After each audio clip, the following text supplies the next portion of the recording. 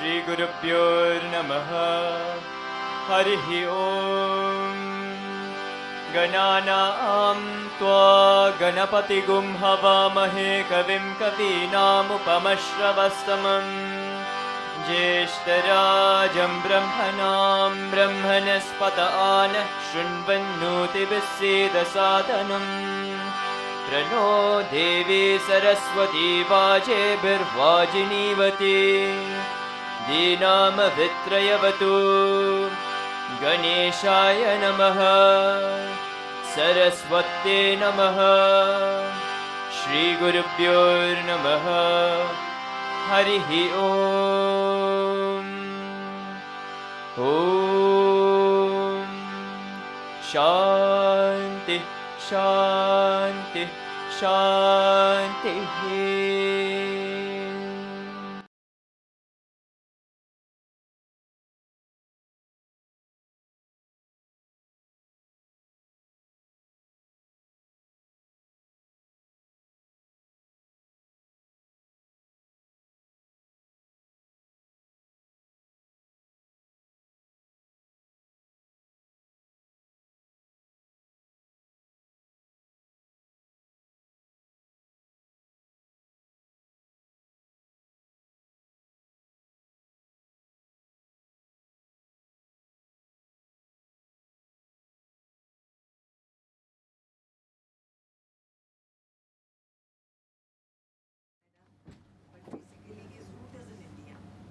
Basically from Goa, Mumbai, Mother.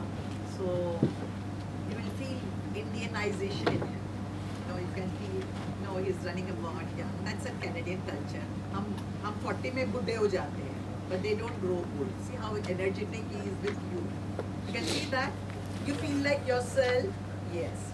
So when I was interacting with Dr. Joseph Desouza just now, he has been working on neurology from 2012. And why he has been working on neurology? Because as in India we suffer from Parkinson's disease. The same, it's all over the world. So now he's trying to connect neurology with brain to find out.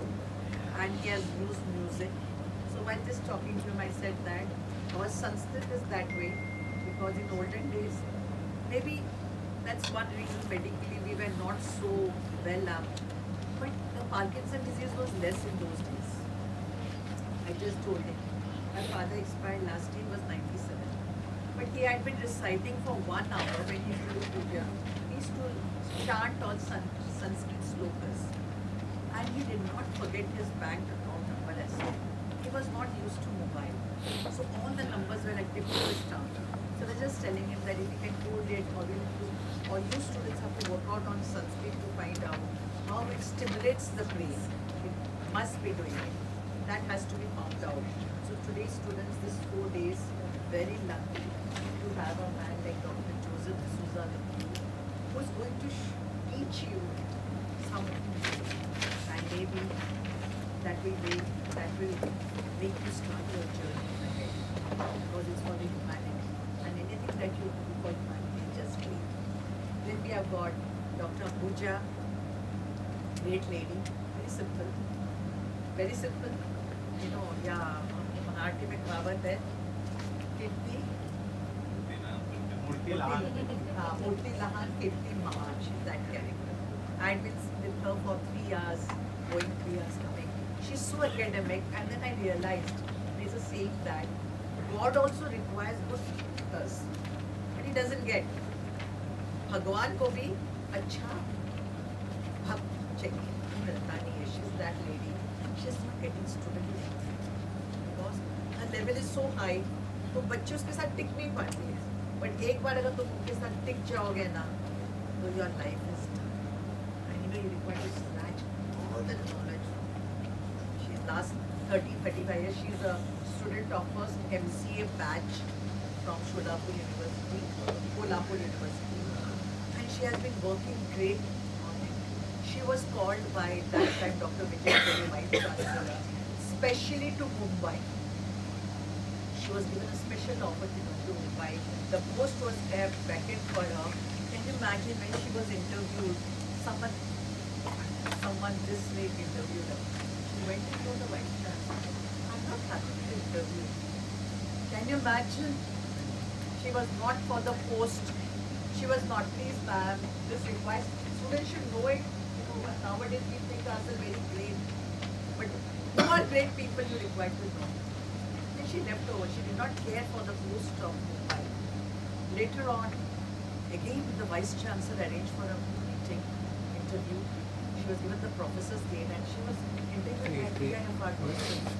And she said that day I enjoyed my interview. And I told the Vice Chancellor, sir, I enjoyed today's section. She was taken as a head of the department of MSc, BSc Computer Science and BSc Computer Science. She developed. But you know, she says that in Mumbai, I mean, education level has fallen in so much, the students don't want to get what. That has gone. Students don't lose your effort. Wherever you have come from Hindi medium, Marathi medium, English medium, 40% to student doesn't matter. Your effort is what matters at the end of the journey. So don't lose your effort and don't discount these people.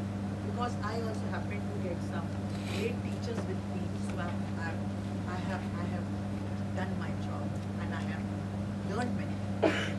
To get great teachers is very difficult nowadays. So there are 2 great teachers in front of you. 4 days, enjoy with them, and thank you very much to all. Thank you very much, Principal Ma'am, for the motivating words and all the backstories that we don't know, and more than anything, the way you tell it, your backstories really inspire all of us and we get to learn a lot. Thank you so much, our Principal Ma'am. The verbal welcome is done. Now it's time we greet our guest. In Thakur College of Science and Commerce, as a part of sustainable initiative, now we don't give bouquets, rather we give books. So we felicitate our guest with a book. So I request Principal Ma'am to felicitate our guest of the day, our resource person sir, with a book, a beautiful book. Principal Ma'am, kindly felicitate Joseph Desouza sir. A round of applause.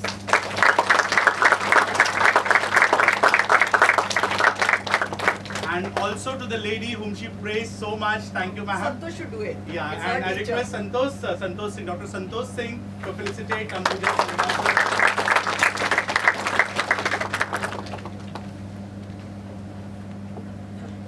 What's her name?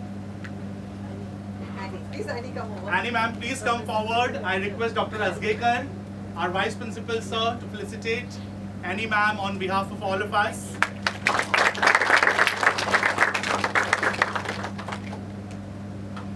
I request Ambuja, ma'am, to say a few words on this occasion. Come on, guys, a round of applause.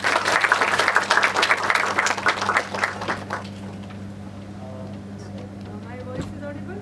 Yes, ma'am. Nice meeting, namaskar. No language barrier. Marathi, Hindi, English, Sanskrit, Konkani. It's okay. Madam is there, so Bengali. And I love all languages and dialects. So Marathi from Mumbai, Palghar, Dahanu, Raigad, then Sindhudurga, Ratnagiri, and what else? Marathi in Mumbai University has 7 dialects. Do you know that? And I was telling that day on to Palghar students also, we should come up with language corpus and dialect corpus. And here is an opportunity. Why should we do it? Not only for the purpose of creating a personal interface like Siri or something that to which we can talk in our language, but also to check how our brain works with our dialects. As Madam said, Sanskrit has an impact of changing the neurological functions or taking it on the right path. My own belief is that Sanskrit, yes, it has, but not only Sanskrit. Try, speak in your dialects, not necessarily to standard Marathi even. You will feel the difference. Gaudi Marathi पण चालेल. That's the dialect, that's the dialect. I proudly say that yes, I am Kolhapuri. Yes. Lay bhari. So that makes difference. So yeah, Madam praised me a lot, so don't take her words. Those are like, okay, some way, I don't know.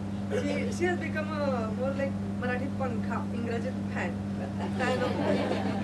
And then that way I'm very lucky person. Many people love me. That good. That same way I met Professor. One of my actually I should mention that. First of all, let's take this opportunity to thank University of Mumbai for availing substantial grants to make this happen. I was after getting such an opportunity for last 4-5 years. I was always curious, and I have been actually with you all. I will be one of the researchers only. It is not that you are students and I am teacher. This journey started now, and I want one and the only thing from you, that is commitment. How many of you are committed for this journey? Professor, you can count. These many people will be with us for 1 year minimum. 1 year minimum. I'll tell you what magic you are going to do. And at the end of the 4th day, actually, I am the person who has stopped taking any books which are hard copy to save the nature. So I would have said, no, I don't want to. But then I said, no, let me smile and take it. Why? Who will be the best performance of this workshop? Should will be given that my go. Wow. So that's your responsibility. Yeah, I can spare one more copy also. I am sure that I will also join me. No problem. So two groups will get this kind of books. And Madam is such a generous person. If all of you do wonderful job, I'll all get everyone. 10, 15, yeah. But you should be present for 4 days. Not only that, they have to Attendance. perform. So now the prizes are already announced, right? So now what all we are going to do? Yeah, I'm curious and I hope, I'm sure that every one of us will be so much curious about knowing what happens inside brain. Though we all feel that we are scientists, have we ever tested it? What happens inside this body? Body keeps on telling us, now headache. Since my childhood, headache is my favorite, I think, or favorite, that headache also likes me. And teacher used to say, it is to show that you have head. But everybody has head. Now क्या उनका favorite? त्यांचं काय जात आहे ना की डोकं दुखतं त्यालाच कळतं की काय दुखतं ते. अशी गंमत करणं सोपंच आहे की डोकं आहे म्हणून दुखतंय म्हणणं. It is not so. We have to see. That time what I thought, am I able to see that what happens inside there? Can I remove that key which is the diseased thing, or what is that making that part displeased, and then I can make it pleased, and then I let it not hamper my work. But that time there was no opportunity. Then I started working with neurological disorder students very recently in the Corona time, and I have seen amazing results of that. Do you know what kind of people they are? They are physically such a way handicapped. Some of them physically means literally physically. Their tongue, length of the tongue is lesser than what we have. So you all know Marathi, you all know Hindi at least. Sanskrit, yeah, we have. This one, ta varga vyanjana. Everybody can speak this. How lucky you are. Because remember, when you are speaking ta, which is not a Roman one, Roman is ta. So between ta and ta. Ta, we have to roll down our tongue and touch it to tip of the top portion of our inside the mouth cavity, right? So to roll and touch, then imagine how much we have to elongate our tongue, isn't it? And if we are able to do that, that means you are lucky to have that much length to your tongue. What Madam said is it has substance. I'm a researcher in Sanskrit and computer Indian nervous system. So one of my findings was that it may be because of our ways of pronunciation and the training that our tongue gets. Everybody knows that Young's modular experiment in 11th standard, 12th standard we all did elongation of the strings, putting the weights over there, hanging that rod. Same way, we keep on twisting and we keep on elongating our trunk, and our tongue gets, it might be, I don't know, but it might be that. Because the people who do not use the tongue that way, they cannot pronounce it. These people are unfortunate that their tongue length is by default small, less. So therefore they cannot pronounce like this. Ka, kha, ga, gha, no. That itself they can do. But other tha, that also we require to touch the tongue to teeth and the upper outer portions. It is difficult for them. when I started teaching them Sanskrit, there was a lot of difference observed. Pediatrician said, not me, I'm not a doctor. So pediatrician told, oh, such a difference. Now she can speak and I can understand. And what difference, what type of medication you added here? And that was only because we started teaching Sanskrit to those kids. I'm not conveying you that this is the only thing that made a difference. Difference might have been because of many other things, because they could speak, because they got confidence, they started talking to the people, and that also changes the mind activity. That's where I wanted to check what happens inside the brain. Before this intervention, what is the mental state, and after this intervention, what is the mental state, and how could I prove it? Yeah, I'm not a believer kind of person. Yeah, you may say yes because of social group, you may say because of socialization, you may say because she is happy. Anything works. But then, how can I prove it? Then my computer scientist comes in. I don't know, we should have a device which can measure this, in what were the signals, pre-conditioned signals, and what are the post-conditioned signals. Then the difference between these two, and now all of us know data science, that should help us to understand exactly what is the contribution of each parameter. So how can I do that? I didn't know the technique. And then in that journey, one of my colleagues, she is also in Goa, Dr. Sangeeta Chakravarti.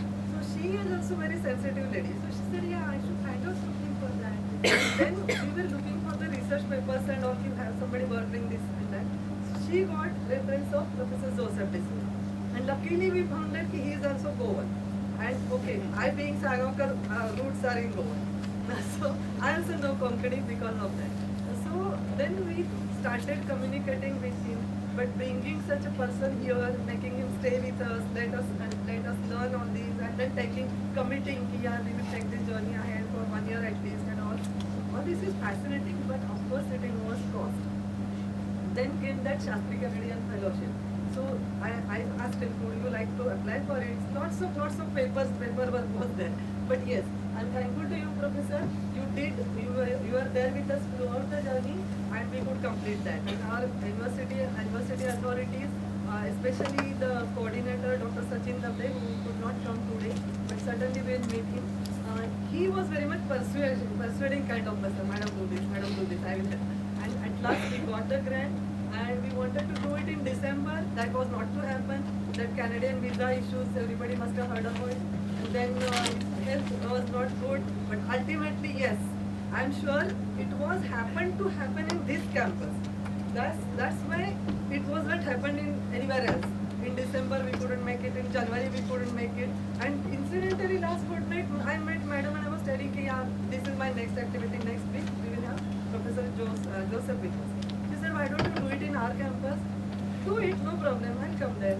I want good students who are committed. And I want the people who will be committed to mentor them. So all this is a very sad thing here.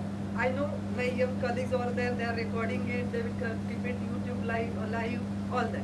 And therefore, obviously many people outside this campus also will be joining us. And if there is any issue with the catching these things at this speed, videos will be made available so that you will go through it again and again and keep doing. What all today you have to do is, or for these 4 days you have to do it. I'll take some 5 minutes and finish it off. First day we have planned for introducing you the subject. The subject will be introduced by Professor to me as well, though I have gone through his research papers and all, but not the live introduction. It will be with you only for me as well. So how he started his journey and what was his motivation and what are the results. Then that should take us, okay, we also want to be part of this journey. And I'm sure you all will be there. We don't want, it is not that only computer science student or only, everybody who wants to be a part of this journey is most welcome. So then he will tell us about this in this session. In the next session, we'll have a small break, we'll have a continued training there. And with the fresh mind, we'll check what happens inside brain. And then he will show you the black box which he has developed, which captures the brain signal. And then what will happen? We will have the today and tomorrow we are going to learn in his presence. And then he he will show ki how it should be put on your head, how the signals are captured, how they are recorded, and we'll have a live feel of it. And tomorrow he will take us to the tools and techniques which are used for this. Then what happens to those signals? Signals are now ready. Then where are the signals stored? What happens to that? Then tools and techniques applied. Then AI comes over there. Then how the results are produced, how they are processed, how they are published, and what are the outcomes in your career making. All that will be the part of tomorrow's session. In the end of that, what our thing is, our idea is that okay, tomorrow we will have the hands-on session where the cap will be put on your heads and we will feel that. And you all have to learn how to use that cap. Because what we expect is you all, your mentor, in consultation with your mentors, will form small groups.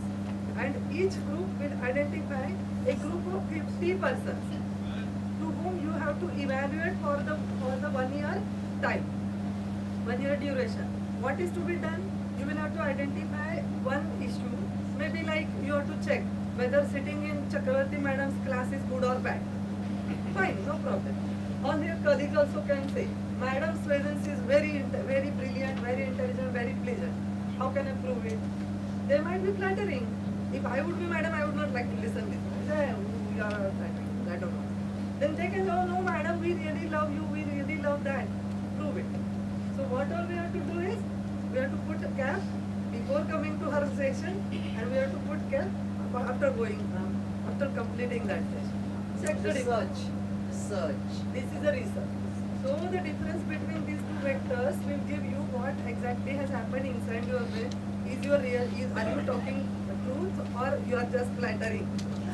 So that's how, madam, you can utilize this gap for your checking, identifying what your colleagues are saying. So likewise, you check anything. As I said, dialects effect, as I said, stress implementation, stress reduce, whatever you feel. Identify. We will let you identify the problems also. So all those groups will be coming up with one small problem, and sir, in the presence of sir, we all will have presentations of your problem.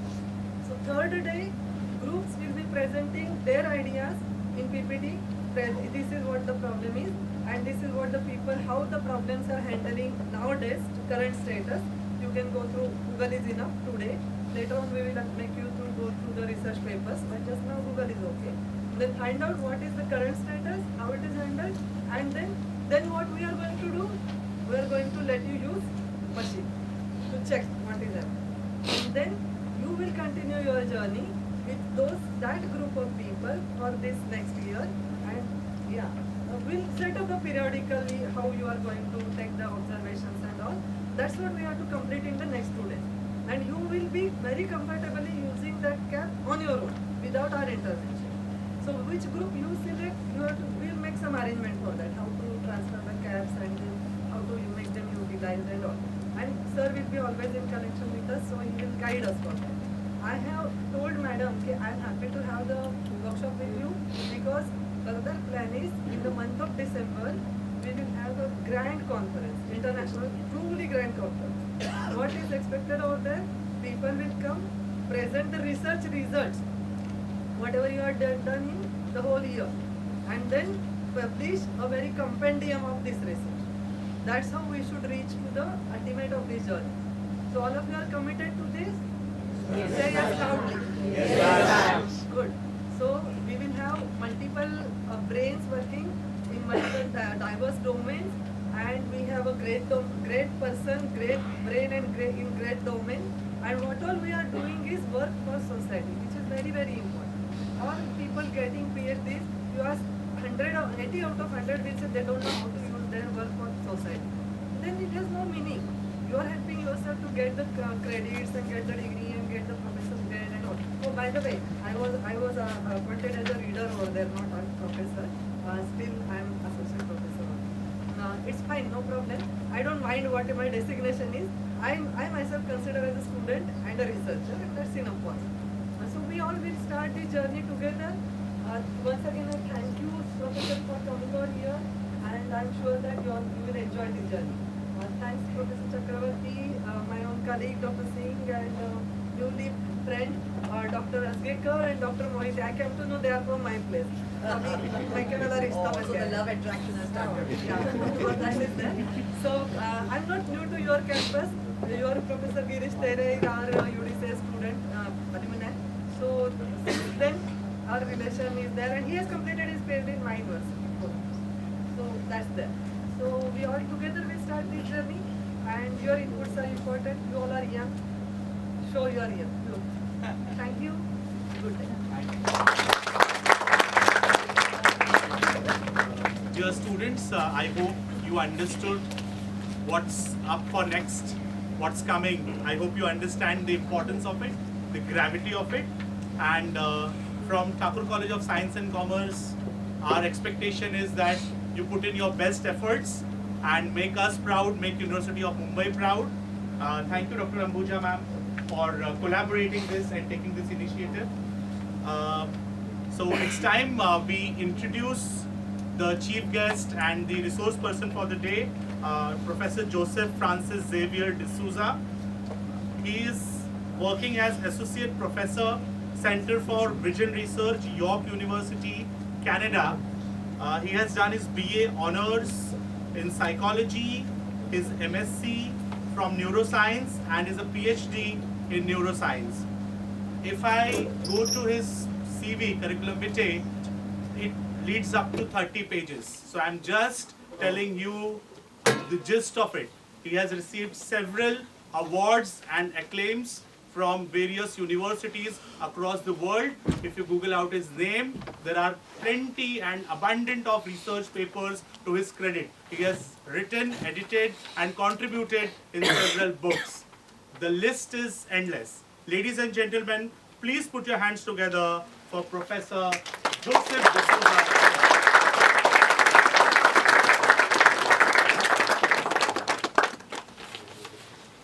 Just switch it.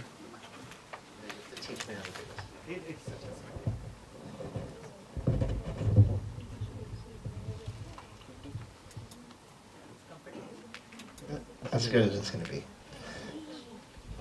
Can you turn it down a bit? It's a little loud. Okay, so thank you for all coming. Thank you for inviting me, and yeah, it's too loud. I hear it. It's very loud. You can still hear it, right? You guys are good? That's better. You can hear it, and it's going online well? Okay, great. Yeah, this is better. So I have lots to tell you, and we'll have lots of time to talk about lots of things. But I think the first thing that, what was your name? Deepak was telling is I'm just like you, just a little older. Right? I'm 55. That's it. And every year I'm very lucky to touch something, and whatever project I touch, I work super hard at it and make it perfect as best I can, and then it ends up going on the CV, right? If you do sloppy work or you don't think through the project, then you make a mistake and then you waste a year of work, right? So luckily, what you guys get all to do, and we have lots of people here who will advise you on the ideas you want to do, then advise you on how we're going to do it, and then advise you as you're doing it, so you don't go down a journey that wastes half a year of your time. So anytime you get stuck, work hard to get through the problem. Don't text me, don't email me, don't WhatsApp me, don't WhatsApp anyone else. Work really hard, and when you have lost faith in yourself, then you ask us. Because the journey is very hard, and you have to do it. Otherwise, it's hard to get the next stage, which might be graduate school or might be working in a job, and you have to work through this journey, right? So this is a fabulous project. I'm very thankful for the organization. What was it? The Shastri organization? So it's an Indo-Canadian fellowship that gave me and Ambuja 5,000 to come here and 5,000 to pay for some equipment. Okay, and the equipment is here. So I have a couple of EEG boxes. I'm going to just send it around. Don't take it out yet because things will fall out. But essentially this box has a little EEG cap that the reason I started using it in 2011, 12, somewhere around there, is because it cost $700 US back then. Now it's $1,000 US. And when I put it on someone, it costs nothing other than time, right? And then to turn it on, it costs nothing. And then to collect the data, it costs nothing. And then to analyze the data, it costs nothing other than your laptop or computer. So it's super cheap. What we're going to do, and I'll show you when we get to the slides, what I was doing before that is something that costs a lot of money. Here, I'll give it to you first. And so these things break. In the lab, I have probably a library of about 20 of them that are broken. So if it breaks, I'll try to send a new one. And then if it breaks again, I'll try to send another one until I run out of money. Right? So you have to be careful with these things because they do break, but they do a good job. Okay, so the reason I started doing brain imaging, I'm going to tell you. If you can go to the first slide, if you can jump off my face, yeah. Yeah. And just pass that around, yeah.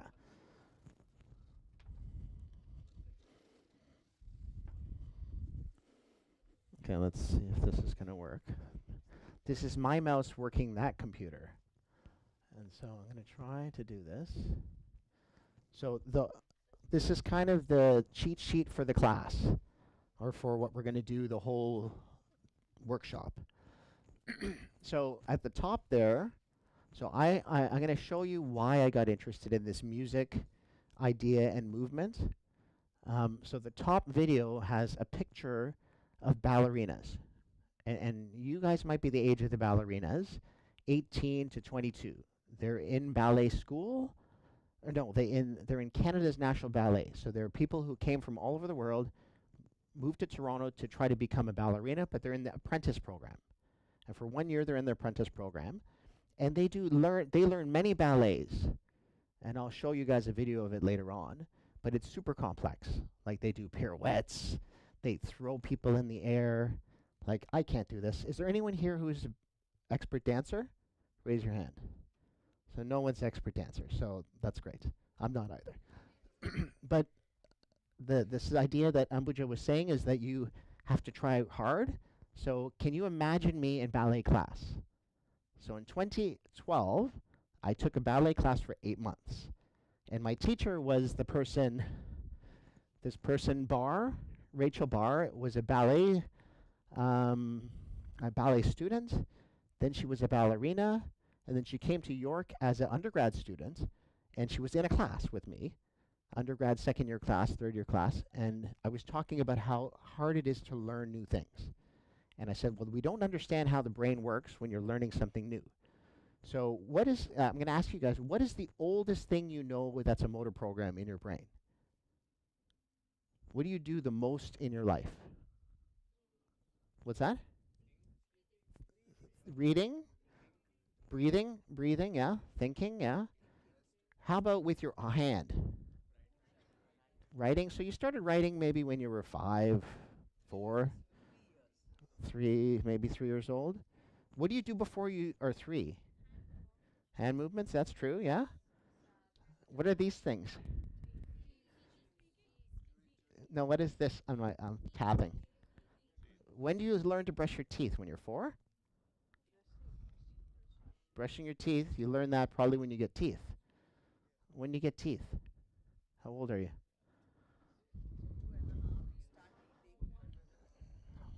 So somewhere in there. So, and how many times do you brush your teeth?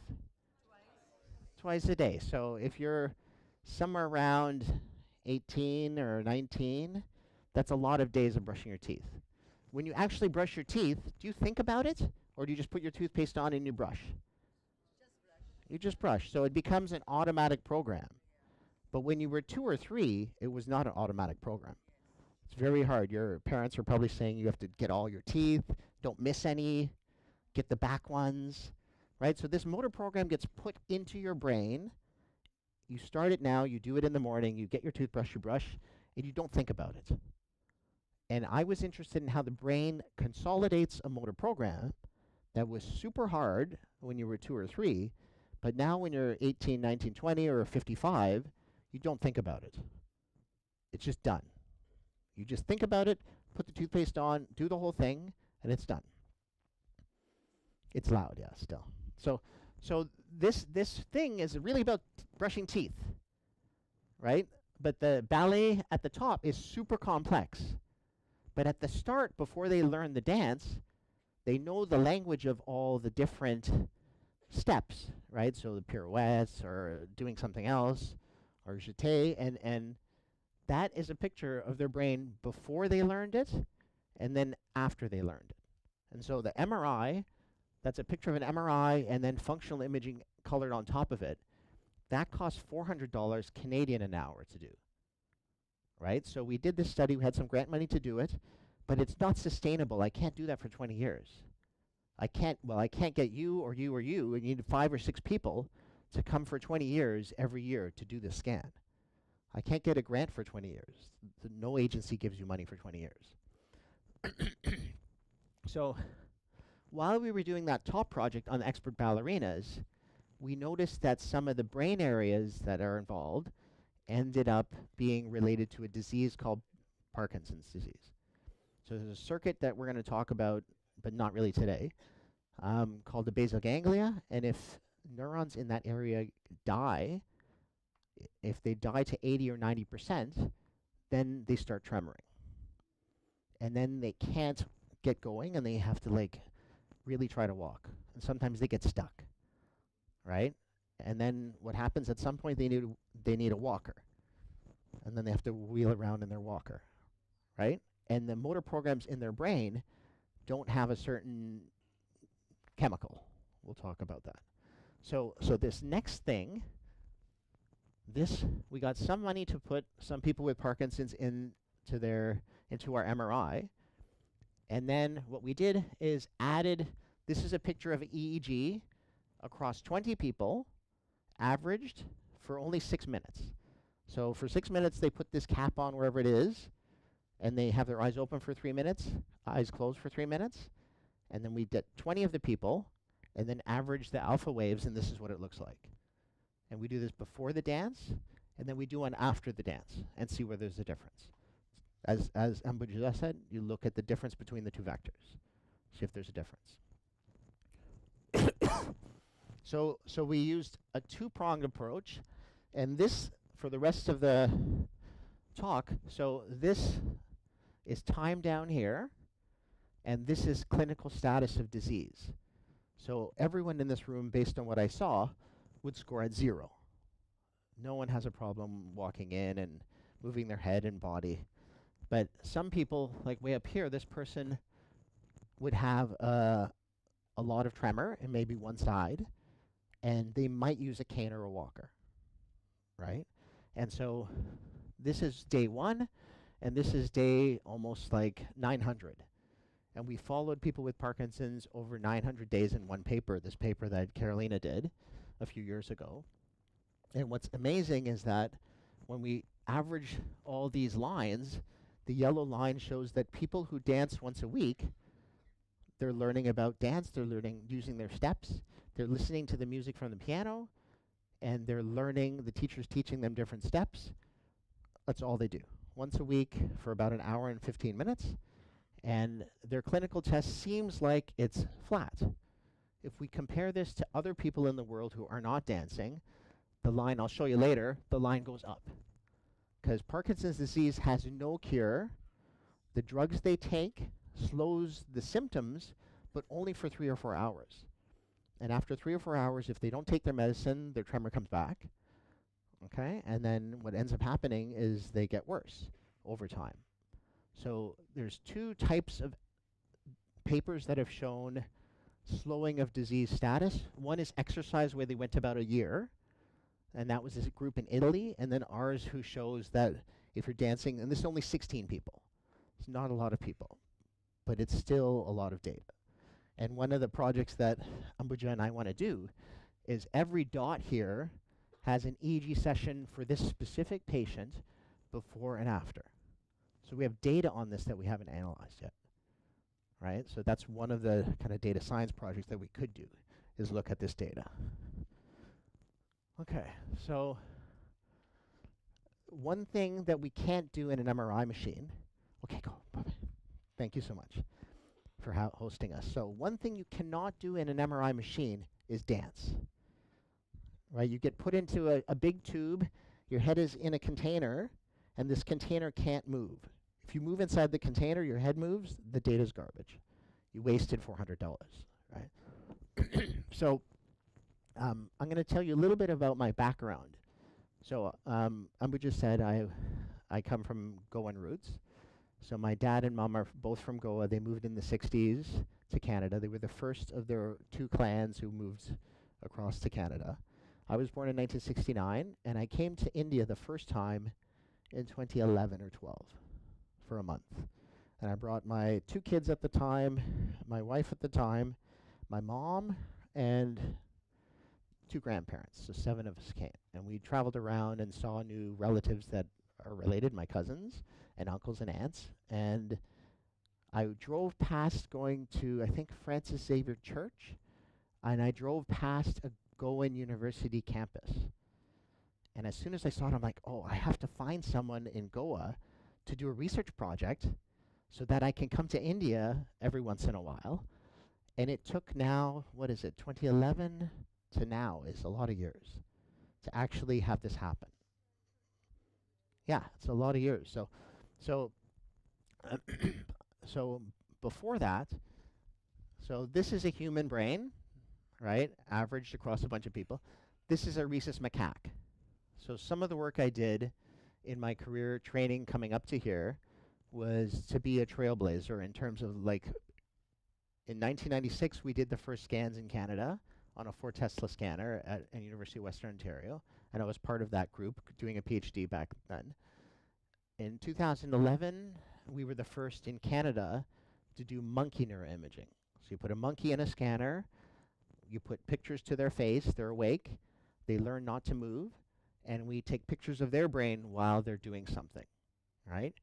And then I also did, at the top picture, is you put electrodes, so that little bluish line is putting electrodes into the brain of a rhesus macaque in that cartoon to understand what the neurons are doing, right? So we're not going to talk about this, but these 3 things, we did the same task, and this was groundbreaking enough back in the early 2000s for me to get a faculty job, right? Because if I didn't get a faculty job, I wouldn't be here. And it's super hard to get. They're, like, really hard. But then, after I had 4 kids, which you'll see some pictures of, I did the next stage of this dance work because I'm really interested in trying to help society. Like, none of my family has Parkinson's, thank goodness. None of my family has had anything like dementia. I'm sure some people know this. My mom, who's getting old, she's 85, she says she has adult onset Alzheimer's, which is super cute. She says this. She says, my memory's going, I must have this, right? And so maybe this, but I don't think it is, but that's a debate.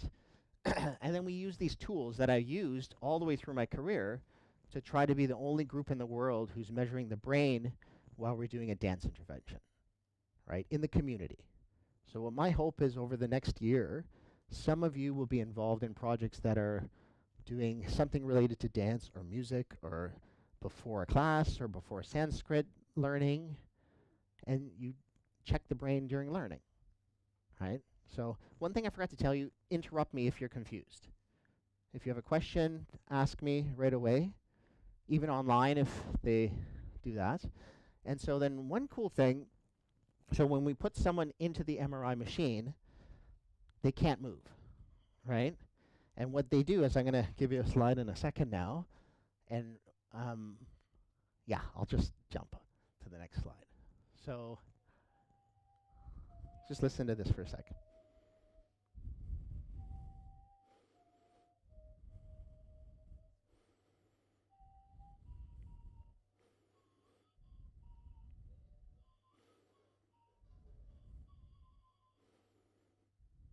So this is done on one of those two flutes. It was a Nature paper maybe about 10 or 15 years ago. They found these flutes that are 35,000 years old, right? And someone played them, played notes on them.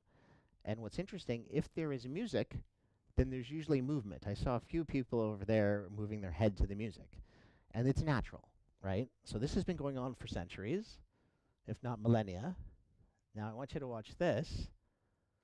This essentially is my second child, and I was just following him with my old laptop, just recording him walking, and I captured something super cool. He was 1 year and 38 days old, and he did have teeth back then. Just to tell some of you guys, you can get teeth when you're 1 or even younger.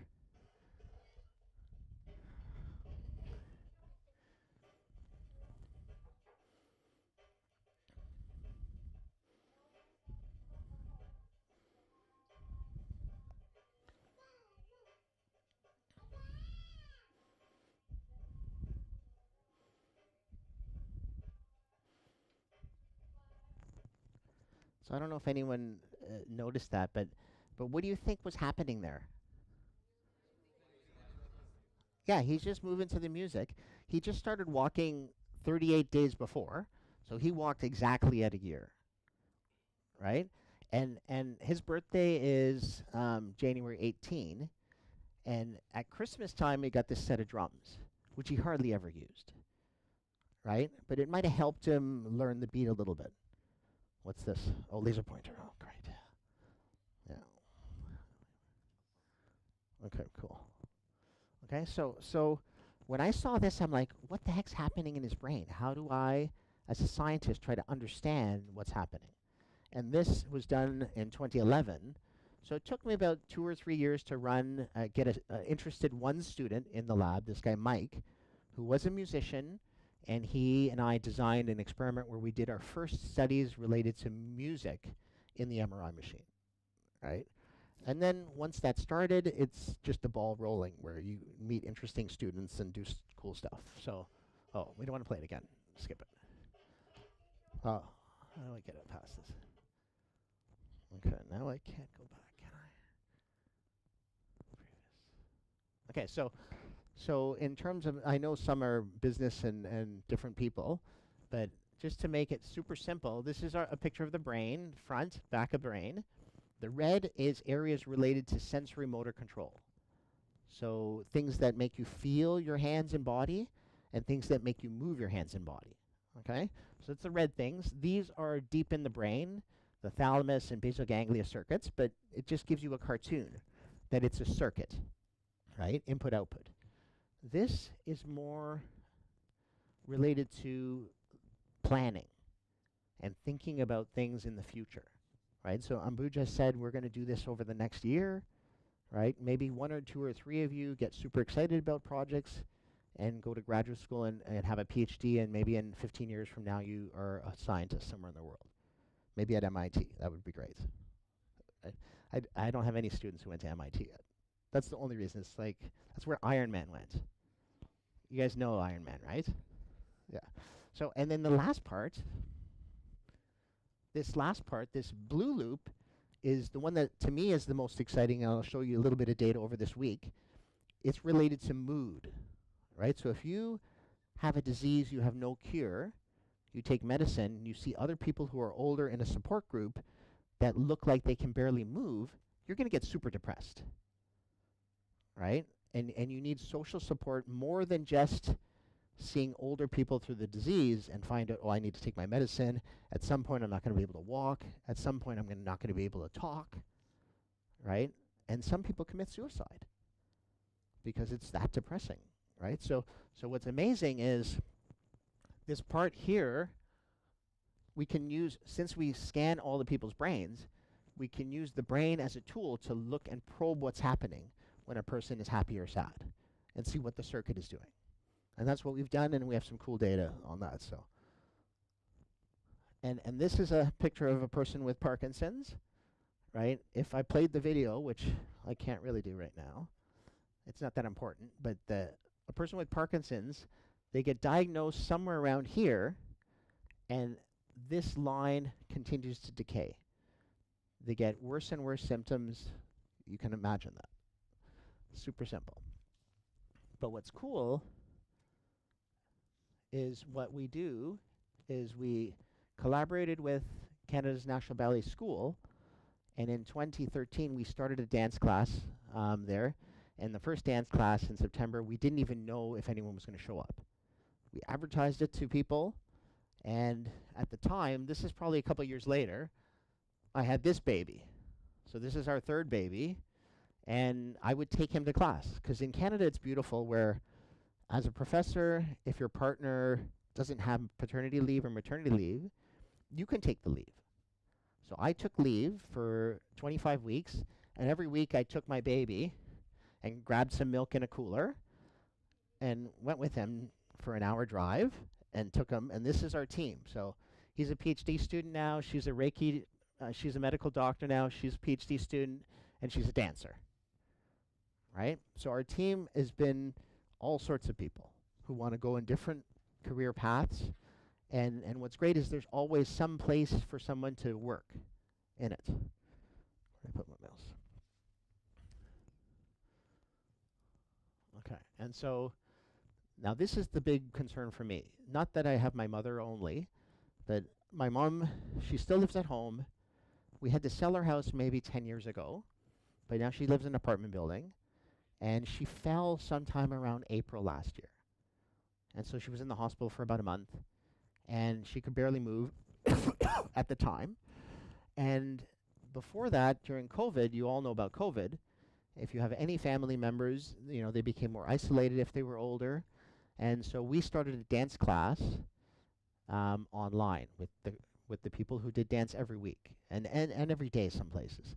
And this is a study of the people we sampled, asking them super simple questions about mood before dance class and after dance class. And of course, after dance class, they were happier, even if it was on Zoom. They had a better outcome. We couldn't measure their brain because we couldn't take the EEG to their house wherever they were, right? Because these are, like, there was actually 17 people from Poon who were in a dance class there for Parkinson's, right? So, but the most important thing about this slide is it's going to cost society lots of money in the US and more in India. And no one has the money to take care of these people who are getting old. You know, not everyone can have a home. Not everyone can bring their mother home or father, right, and care for them. So there's got to be some way to keep people healthier. And we think it's dance. And that's what I'm going to show you the next little bit. Oh, that's a picture of my family now.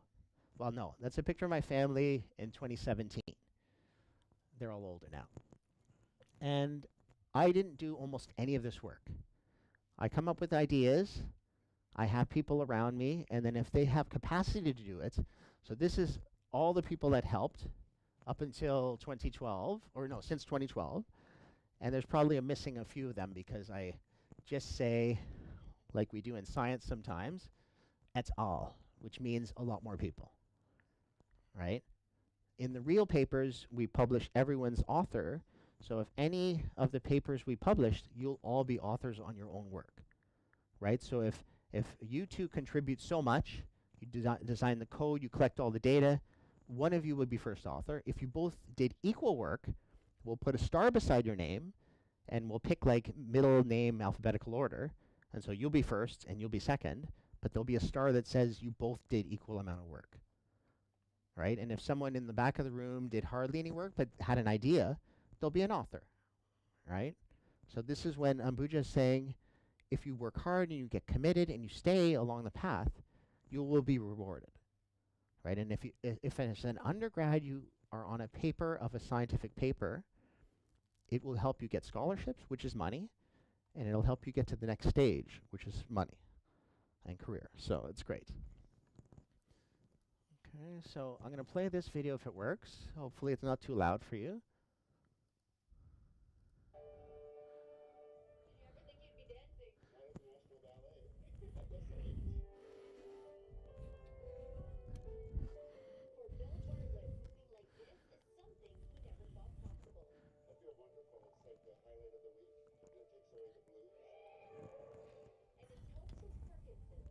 Diagnosed with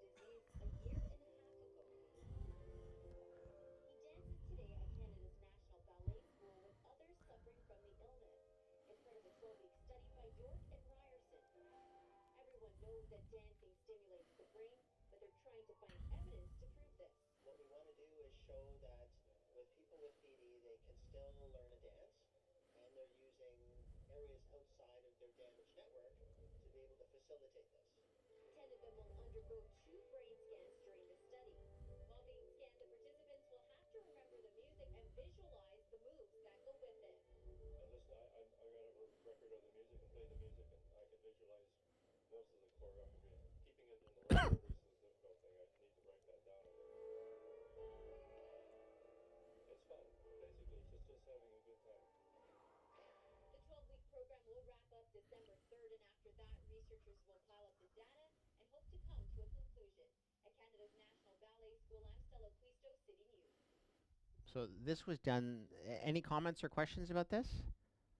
So you saw them doing the dance, yeah.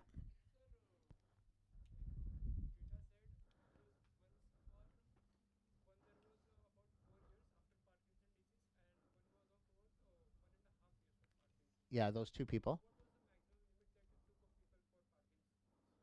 What was the image? Oh, there was none. There was none. So all the people that were in that picture, if they volunteered for the study, so we started the dance class, and anyone who came to the class after the first class, we said, well, we brought like a piece of paper and we had a list, and we said, if anybody wants to volunteer, just write your name and student number. And there was 2 people in the video who had Parkinson's for over 20 years. And one of them volunteered, so we scanned his brain, right? So there was no limit in terms of like where they are in their disease. In the full study we did, we tried to exclude people who had a combination of diseases. So a person who had Parkinson's and dementia, they had to fill out this questionnaire related to cognition. If they were over a certain score, we didn't include them in the study, in the paper, but we still collected their data, right? So the idea is that this study and the studies I'm showing you are observational. We did not plan to put you into the dance, you into the control group that do nothing, you into an exercise, you into a Tai Chi. People do those studies, but we didn't have money to do that.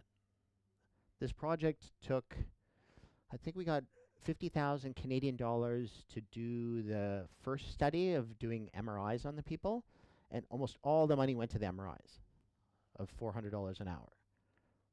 Almost all the money went there. And a little bit of the money went to buying a few EEGs that I still have. But that's a great question. Yeah, and so what we end up doing in a study like this is you get every person that volunteers, you collect all their data, and then you see if anyone has an interesting pattern, right? And if the older person who had Parkinson's had a better outcome, then we would write about it in the paper, but we only have a case of 1. And that's the way it worked for our studies. Yeah, but that's a great question. Any other ones? Yeah. So that's a great question. So I don't know if you heard the question at the back. What was their prognosis before they started the study? So they had Parkinson's disease, and they were all on medication, and their prognosis is that they have a disease that has no cure. And the intensity of symptoms, because you have a 4-year patient and a 20 years of patient. Yeah. There's a difference. Yeah, let me get to a slide.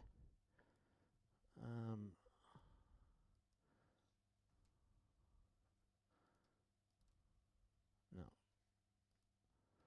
Let me go back to the very start.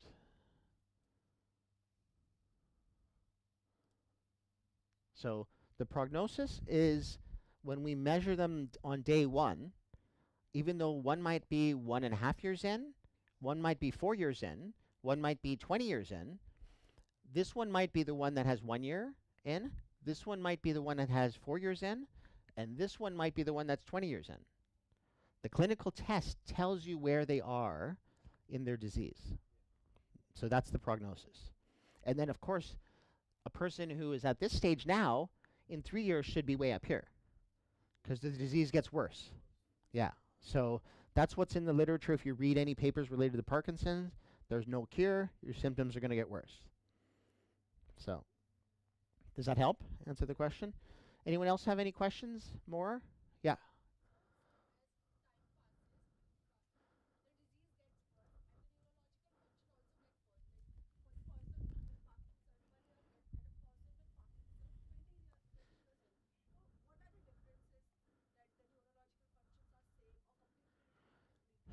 Yeah, so a person, we never measured a person that long.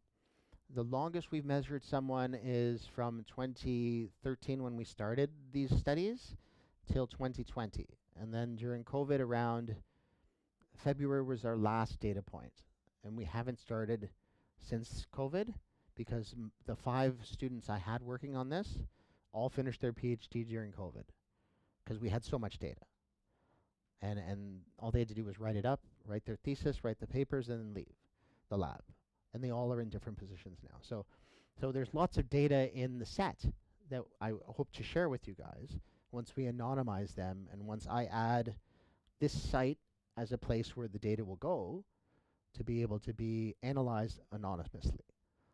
Yeah, but your question is a great question, and maybe it's something that we're going to do here for 20 years. I would like to do it for 50 years. I hope to live my expiry dates on my expiry date of my life is 116.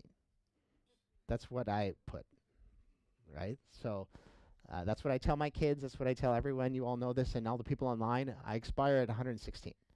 So then if that's true, then we could be working in this group for 20 or 30 years, and we'll have answers to this. No one's done these studies because most NIH grants in the US and Canada grants are 5 years. And you can't say, I want to do a study for 20 years. They'll say, no, you're not going to get money for this. For some foundations like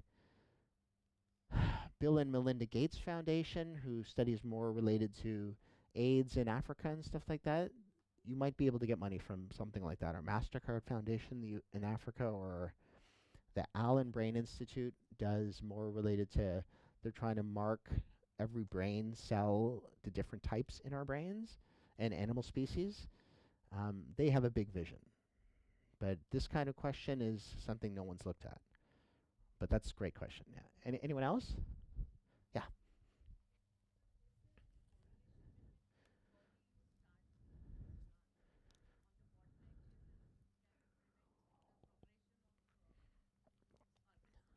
Yeah, so I don't know if everyone heard her comment or question. Okay, so no one has done this.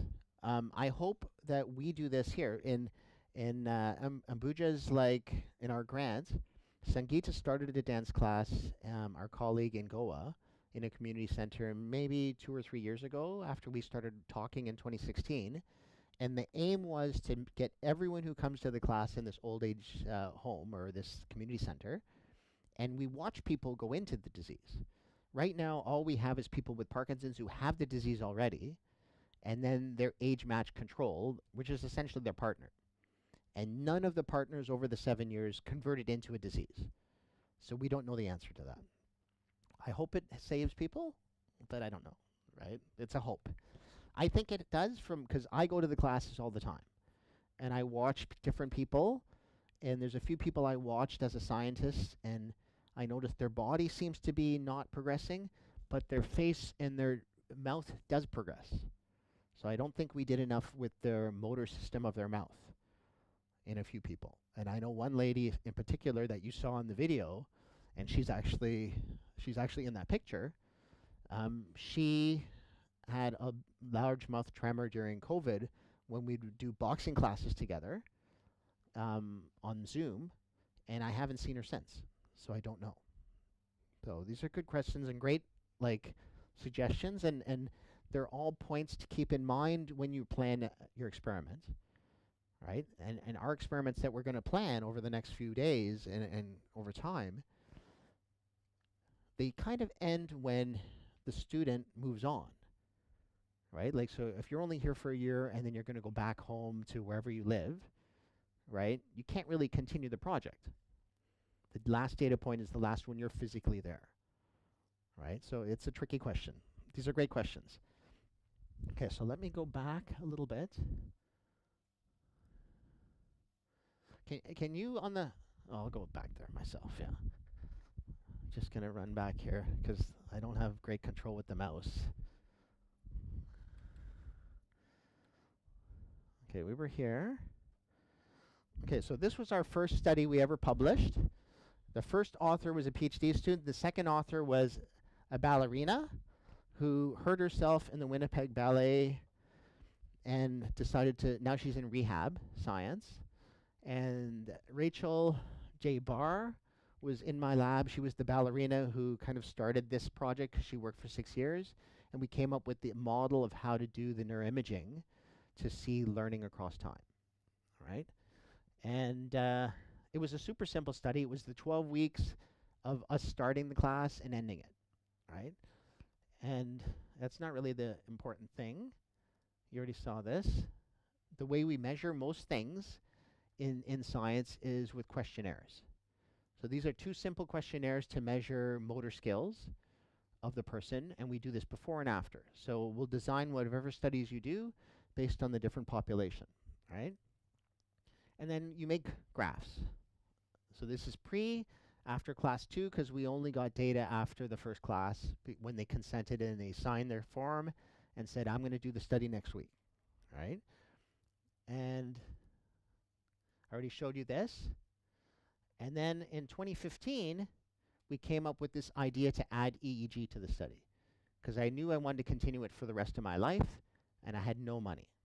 So I bought some EEG systems, and what we do is we do whatever questionnaires before, the clinical test, and then we do EEG. And we happen to do, because I'm a vision scientist, I'm curious about what happens in the brain in the vision circuits too. We did eyes open, so they looked at a cross for 3 minutes, and you think about random things. The instructions were randomly think about things and don't fall asleep. Right? That's super simple. And people have been doing this for 25 years. And in neuroimaging, so an fMRI, which is done with an MRI, or EEG or MEG, nobody understands what's happening during this state where they're just thinking about random things, they're bored, they're doing this resting state. No one really understands what's happening, which is cool for you guys. Then they do whatever intervention, right? So in this case, it was dance. We also done it with meditation, mindfulness meditation, in a different population of people. And then we do exactly the same thing again to measure pre-post, okay? We've done this after one class in people, and then if this person volunteered next year, then we have a pre-post the next year. All right, so it was a cool thing. Yeah.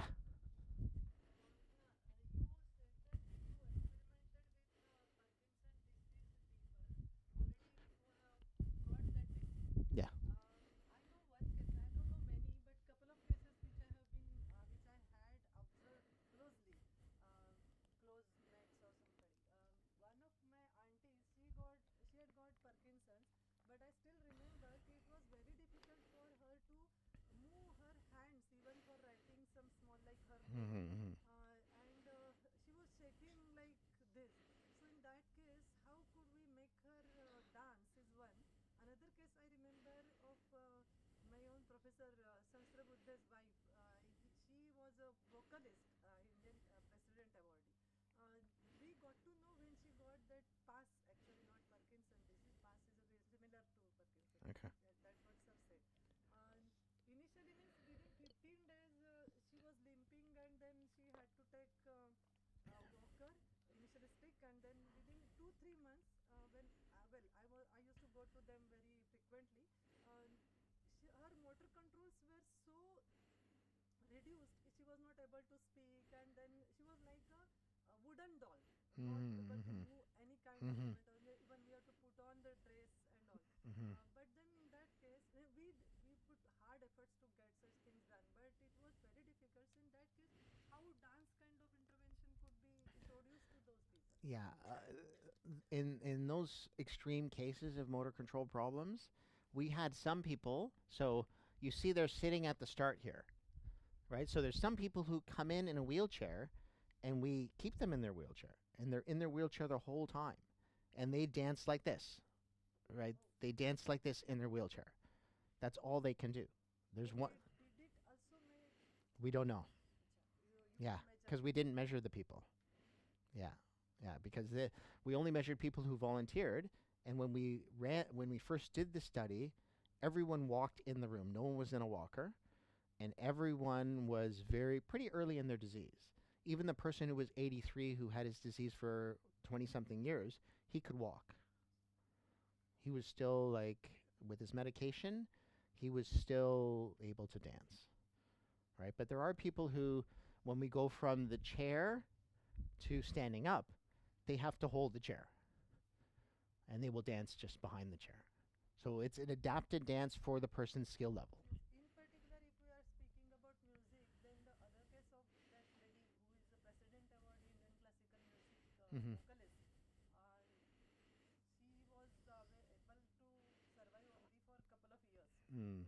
after detection of that, and before that she was quite all right. Means, in fact, Mhm. we were thinking of writing her biography. That's why you Oh. visit them frequently. Yeah, yeah. But within 2-3 months, everything was nothing was in our hands. Yeah. We were not able to move anything. Yeah, some disease, like, I don't know about other diseases, like ALS is very bad, where it progresses, like Lou Gehrig's disease progresses very quickly. I don't think many people have tried dance with them, because within 2 years they're like your colleague or friend, already like a wooden doll, right? So they're in a bed.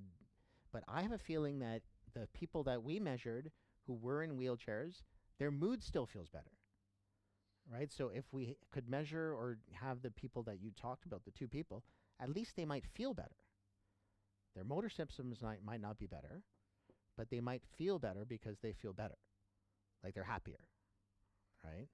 But we don't know. We don't know. She had retained only one kind of sense, that is listening to music, or she was able to listen to us. I used to go and Mhm. talk to them, but she was not able to respond. Yeah. That was till her last day. She Yeah, was yeah. able to listen, and classical she was able to remember and understand and all that. That only sense left with her. But still, very miserably, she had to face Mhm. this disease.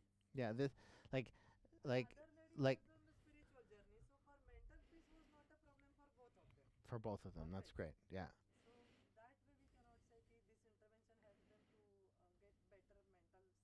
They Yeah. were always in that. When I get to the next graph or the graphs later on, some people progress in their disease like normal, right? And of this picture, a few of those people have passed on, right? They might have been better with their disease when we clinically measure them, but all it takes is one fall down the stairs. So we have one friend that I danced with for 3 or 4 years, and about 4 years in, at Christmas time, she fell down the stairs and passed away. So Parkinson's was probably level, but when it was bad, when she was going down the stairs, she died from, not from Parkinson's, but the symptoms pushed her down the stairs and she died, right? So we didn't stop people from dying in the disease, right? There's still like things that happen that are outside of the control, because they're only dancing 1 hour and a bit.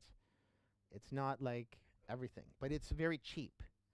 That's, I think, the most important thing. Yeah. You have spoken about dance. What about some sports activity? Yeah, I have not measured that, but exercise, so HIIT, high intensity interval training. Even low intensity one. Well, I only know a high intensity one. A group in Italy did a study over many months. That seemed to slow down the disease for Parkinson's. So exercise works too. We just went a little longer. Yeah. Similar to dance, we can take help of yoga. In yoga therapy, there are many postures, pranayama, using which Parkinson's disease can be minimized and patients can live for 30 years or even more than that with the Parkinson's. Exactly. Yeah. Then the effect of Parkinson's goes reducing and they can live more comfortably. Yeah, and I think that's true. And I know Yoga therapy has done a lot of research on that. exactly, and I know that there's one study I didn't do, but a study that was done in St. Louis in USA by Hackney and Gammon Earhart. They compared dance with Tai Chi. right? And then nothing, no exercise, just relaxing, or normal intervention. And the dance was a little bit better in their measures than the Tai Chi, right? So it really depends. What we want to do, whatever in our groups, whatever we do is good. If a person with Parkinson's, our group of people, some of them, like this lady back here, she loved swimming. So she swam every day, right? This lady and this lady, this couple, they boxed. They started doing this boxing, and they added it to their dance on a different day because we're only dancing one time a week. So I think the important thing is doing anything to slow down the disease. Basically, we have to measure how effectively electromagnetic signals are transmitted from motor nerves to brain and from brain to Yeah, in our sensor, it's very hard to spatially say motor and somatosensory. Like you need MRI to do that. Or I'll show you guys in a couple days, you need a very high density cap. But you guys will see these caps that I sent around, the one, it takes like 2 minutes to put on. If you have it soaked with saline, you put it on, you measure it, you squish it down, and then you check. With the EEG where you put a cap on, it takes like 40 minutes to put a cap because you have to put gel on every sensor, check the resistance, make sure all of them work. It takes a long time. So there's certain things I would do with my mother. I would never put an EEG full density cap on because it's an hour of just sitting there and not doing anything. By the time we do the study, she's already bored. She wants to go to church or wants to go like watch church, right? So it's different. There's like always a cost benefit. Yeah, but yoga is great, Tai Chi is great, dance is great, music is great. We only measured what we did. And we didn't put people into yoga. Currently, we submitted a grant to NIH to look at music, so playing piano, how piano therapy in people with Parkinson's, but the intervention's only going to be 12 weeks because they play piano twice in the week. And that has certain measures, right? And that team in Florida can only do what they do. And I'm just helping them do the EEG part. So it really depends on the team, right? Does that help answer the question? Like, okay, any more questions? This is great. Questions are great. Keeps people awake. So, summarizing all of these things down to a very fundamental topic is that this actually makes people happy and dancing and rest of the other things, and it makes them enjoy and making them more confident enough for all these type of things. Yeah, so you're right in the first statement. We think when we measured mood, it makes them happier and not as sad. And there's another thing. I don't know if it makes them more confident. We never measured that yet. There are questionnaires you can do to look at confidence. We have not done that. We could do that later, but we have not done that yet. There's only so many things you can put into the bin to give out to the subjects. You could spend like 5 hours testing people before dance class. We chose to make it only a half hour. This takes a half hour. 10 or 15 minutes of this, 6 minutes of testing, a few minutes to put it on, a few minutes to take it off. And then this takes about 7 minutes, but we videotape it, right? And so the person comes half an hour before class, does their hour class, and then a half hour after. And we wanted it very quick so that a person does it one time, and they say, oh, it wasn't that bad, and I got paid $25, so I'll do it again next time, right?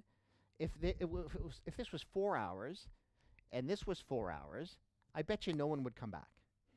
We'd have no repeat customers. So it's a cost benefit. We'll learn. Yeah. But I would like to add, it is not that what you said, well, that you tried to summarize, but the efforts are not for understanding that dance makes the Parkinson's life better for us. That's what his case study he presented there. Our efforts are the black box which he has developed to check the EEGs, which is comparable with EEGs, and try different interventions. So Parkinson's make dance makes the Parkinson disease life easier or not, that is to be validated. Yeah. That he did, his team did.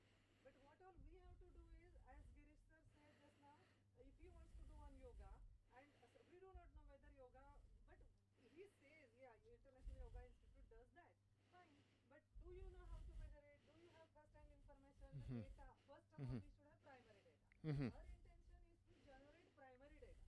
And therefore, what I said, you people form groups, you people find out whichever, whatever likes you. In fact, I told my students in our next, they want to give students feedback, which I always doubt. Students give oh, I like this madam, fabulous lady, and they want to make me happy. Or they say, we don't like that lady, because I may ask them to write assignments and all. So both the ways, the feedbacks are not right. So Mhm. can I make them to make them? Can I make a device that gives me right feedback? So what could be a right feedback? I can design an experiment. What will be my experiment? I'll say, okay, come to my class, take this the readings, and I'll conduct class. When you leave the class, take the readings. And you don't have to tell me whether you are happy or not or what, or your brain was working or you are sleeping. Let the machine tell. Mhm. This is the kind of feedback system I want to make set up. Yeah. So this is what I have thought of. And that way you can think of any such a problem where you want to see precondition and the postcondition. Only the thing is precondition and postcondition. Yeah. Intervention you decide. Yeah. The group That's you that's decide. what's here. Hmm. The pre and post. Yeah. And what all you Yeah. what all the skills you will learn out of that? How to communicate to people. 50 people group. You have to organize that. Control group, experimental group. Then have the sessions plan, design of experiment, conduct the experiment on your own. Sir will help us to put up the data over there. Get the big data from their system. Compare your system's result with Mm. somebody else's result. All that, and then create a research paper. That's the real feeling for us. Yeah. Writing a research paper, what he said, please remember that it's not a very easy thing. All nitty gritties, what madam said कि madam के साथ करना इतना आसान नहीं है. Yes, that's true, because I am not satisfied with that unless you go through all these things, fix up all the things, then only you can write the paper. Mhm. So if you want to learn that, this is an opportunity. So all that has to be, and very systematically conducting an experiment for 6 months or one year, that itself is a kind of training. You Mhm. all will get research methodology went through. And as he said, if your paper gets published at high impact sector journal, with scholarship you will get their learning opportunities, Yeah. job opportunities, Yeah. which is something which we are looking for. Parkinson disease, if you want to work upon, yes, you are welcome to work upon. Mhm. If you want to work upon the dance intervention, yes, the kind of dance he tried with is one ballet. He said on there, it's a Well, fantastic. it's a little bit. It's done by the ballet school, but it's really like modern dance. Yeah. They were. It wasn't like So Indian other dance or people may be Bharatanatyam. It going was to nothing. try with Yeah. the Bharatanatyam. Yeah. So why not you people know the Bollywood dance? And Yeah. many of you are very crazy about it. So form a group, check what happens with that. And whatever is your me and Sangeeta was talking on that. Why should we wait for something to happen? Mhm. Why not to start now? That's what somebody asked. So what is your today's case, and what is your 6 months after case? Your studies even. Have you improved some of the abilities in your studies? That could be a research question. Anything can be your research question.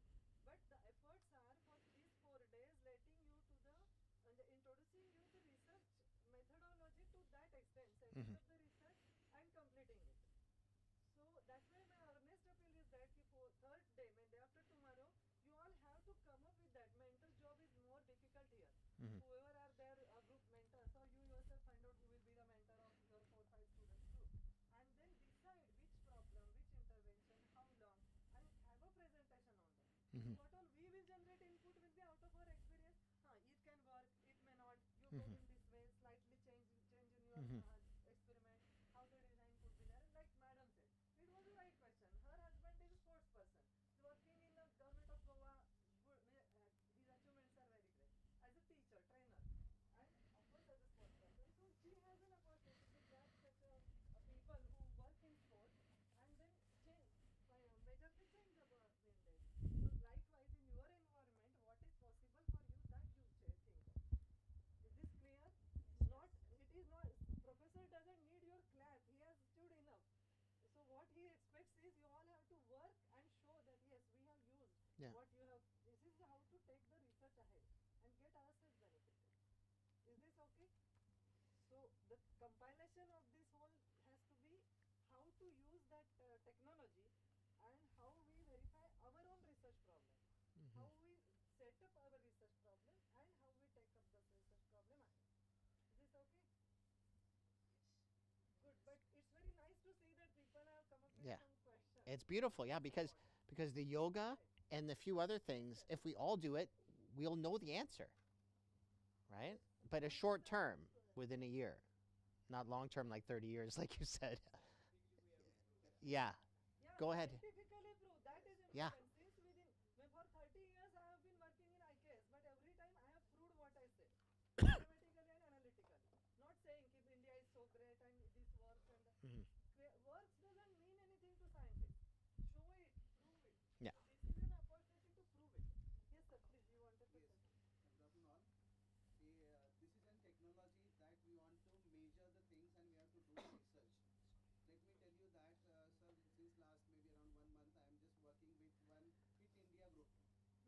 So early morning at 5 o'clock, we are getting up and we are working for 1 hour. Yeah, that's great. Different exercise has been given, and I have seen the people at a time. There are maybe more than 1,000 people are joining online. Yeah, And that's they are great. doing different exercise. Saurabh's class you are talking about? Which one? Saurabh.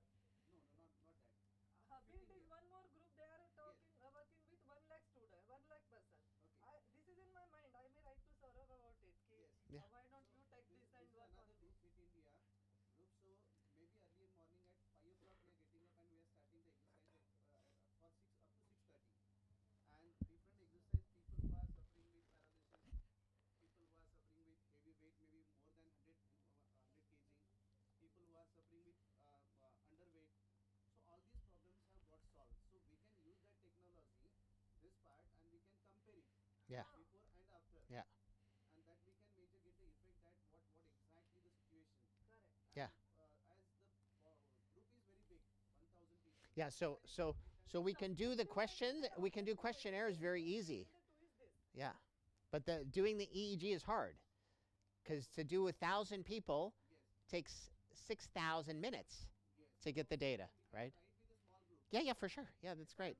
It's a great idea. Yes. Yeah. But that's great. Yeah, that's an excellent idea. And it touches on her question about exercise. And some of these people, of the 1,000, may progress into a disease later on. So if we do something where we are now within this year window, and then if we do it later on, we might catch these people again, and maybe they progress into something else. And what's great is we anonymize the data, so we don't know it's me or you. It's anonymized. But then we have the machine learning data people here to say, well, I think this person is going to get Parkinson's, and yes, it matches, right? And this is the holy grail that I want to do. But to do that, you have to measure data long term. You can't just do like 12 weeks and then never measure people again, because you don't know where they go, into dementia, into Parkinson's, into something else. If we can predict with our brainwave measurements, even though it's a first pass, if we can predict something, that's the holy grail, right? So I don't know how much time we have, but I'm happy to end here. This is great. Here somebody Yeah. some questions. Somebody Yeah. raised hand in between. I said I have. Yeah. Yeah. Please, you please, and then. Can I take this thing off? Yeah, I don't like it. It's like very annoying. Might be for recording. They required it. Your voice. Yeah, but we're done now. Well, we're doing question and answer. Yeah.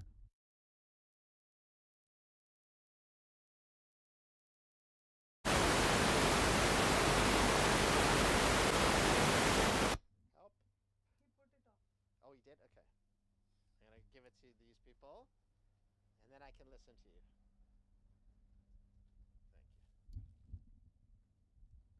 Thank you. In the next study, yeah, coming study. No, in our studies we didn't do that. We have a study proposal into the government in the U.S.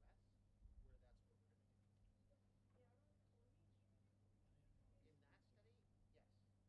Just like we're talking about many studies here, yoga, exercise. In that study,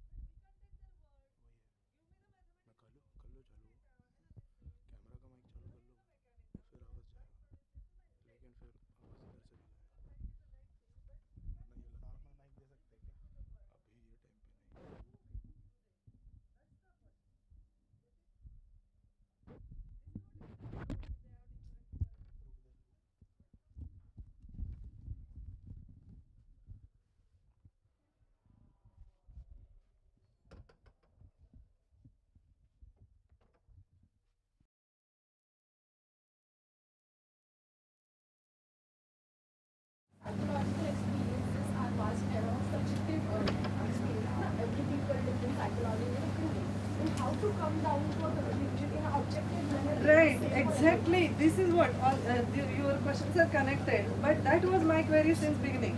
But here is a metric, measurable instrument. What instrument doesn't know you are saying in which mood, or you are saying or she is saying. Instrument even just take the data, what is happening in this brain, wherever it is put.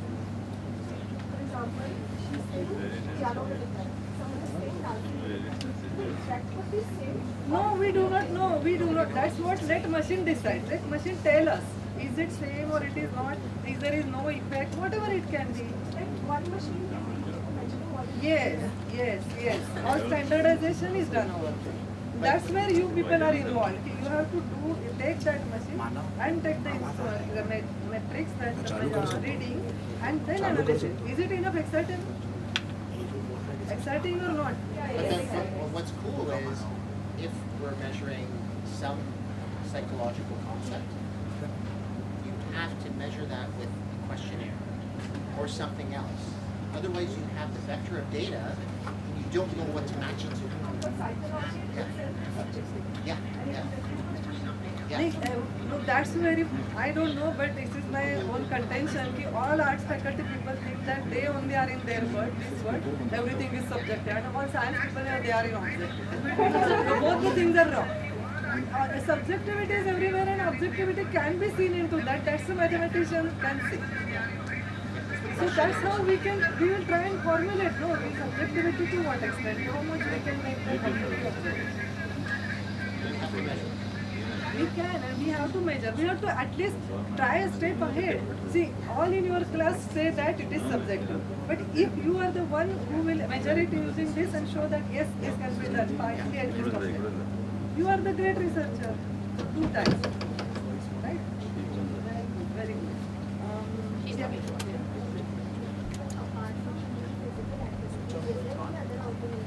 Anything, as I said, ki walking, talking, non-talking, for me like chatterbox, gossiping. I told her I am teaching to neurological disorder kids whom they cannot even speak. But still I want to measure what is happening in their brain. I am trying to talk to them, conversate with them, can tell them stories. I try to make them happy. And is it having any impact? Whatever. You decide. That's what you come up with. What problem will be there? Who are the people who would like to? But make sure that you will have minimum 50 people with whom you can experiment for 1 year. And then accordingly only you will design the one important interesting activity is our co-cards. Bhondla जिम्मा फुगडी आणि काय काय खेळ असतात ना किंवा पुण्याच्या बोर्डावरती जाऊन गप्पा मारणे काही पण त्यामुळे त्यांना psychology sir I am talking to the Marathi so when you say psychology subjective त्या कट्ट्यावर जाऊन गप्पा मारणाऱ्यांना वाटतं ना की त्यांना किंवा रिटायर पुण्यामधले म्हातारे जॉबचा विषय आहे ना त्यांना तिथं बसून गप्पा मारण्याने रिलॅक्स वाटतं खरंच तसं होतं का हे बघितलं पाहिजे ना काही लोकांना त्यांनी बरं वाटतं आपल्याला कुठं माहिती आहे पण ते चेक केलं पाहिजे की नाही ना ते चेक करण्यासाठी संधी आहे ना लोक सब्जेक्टिव्हिटी म्हटलं की नाही काही ब्लफिंग करायला लागतात ते conveniently it can be said पण सब्जेक्टिव्ह नाही आहे I have to whether you are saying yes truth or not मग त्यांना असं बोलण्याचं धारिष्ट्य होणार नाही महिला आघाडीने तर हे मनावर घ्यायलाच पाहिजे कोणी येऊन आपल्याला काय पण असं केलं की बरं वाटतं तसं केलं की बरं वाटतं सांगतं काही नाही तर बघायचं म्हणायचं बरं वाटतं का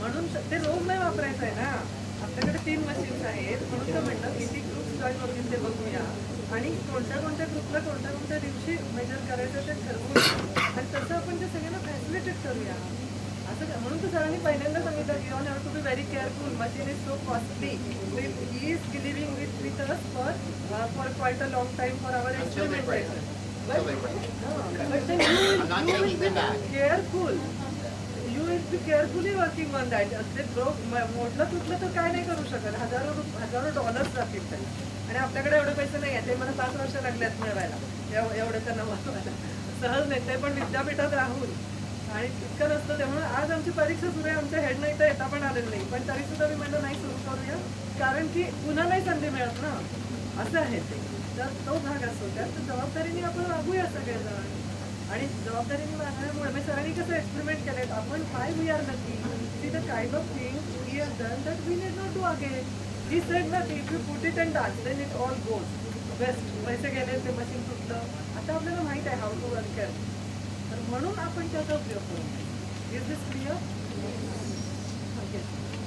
Ma'am, I've been observing from a while, everyone is trying to find the cure of this disease, but no one is finding the cause of this disease.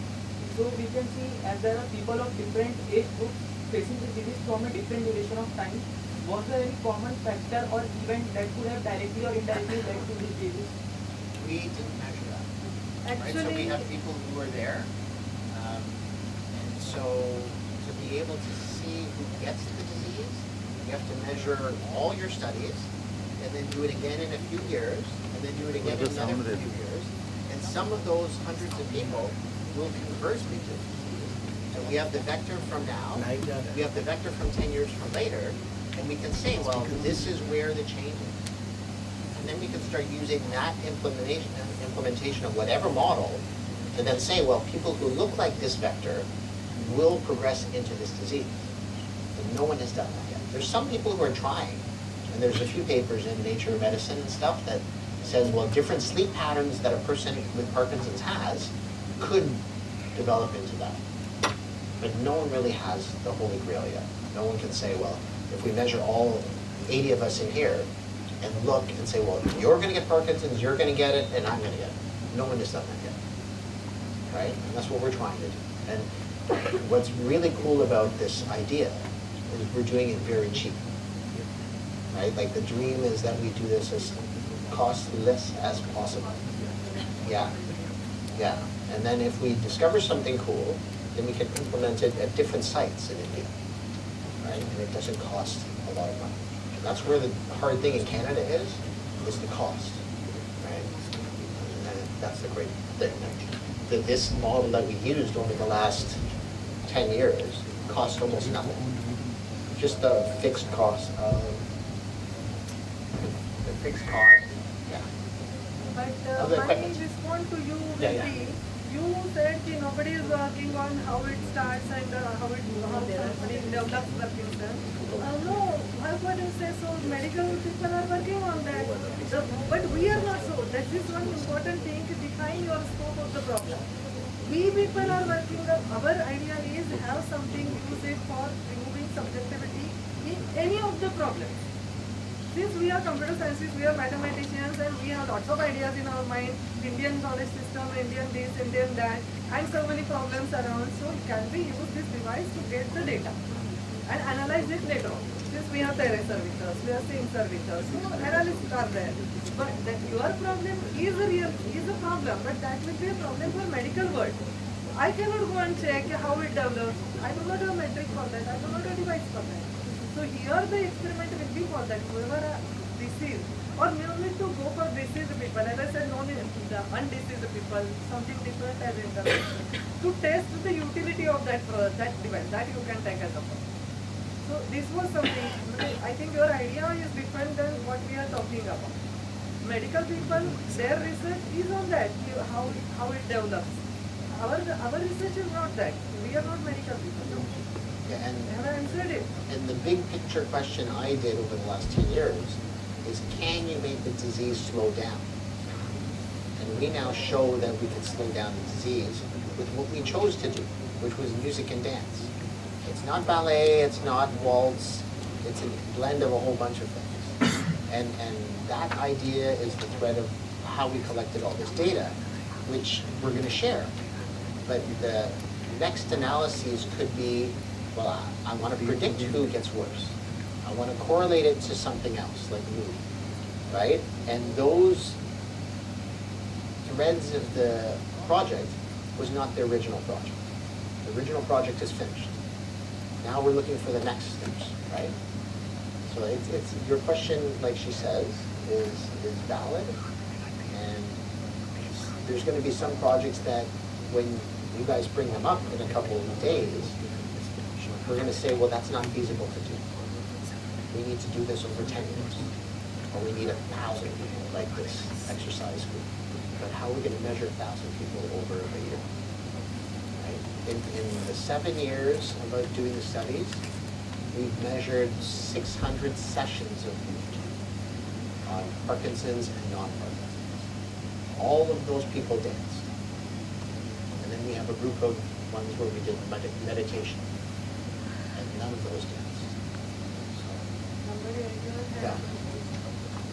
How many people have questions? Raise your hand. Let's see how much time will it take. Yeah, yeah. 1, 2, 3. You have a question. 4 questions only. Okay. Then we take Questions a are break. most welcome. We will take these 4 questions now And and take a break break, for yeah. now. And then in the next session, remaining questions would be answered. Is that okay? Yeah. Okay. And I have more stuff to show, but I didn't show it all. Go ahead.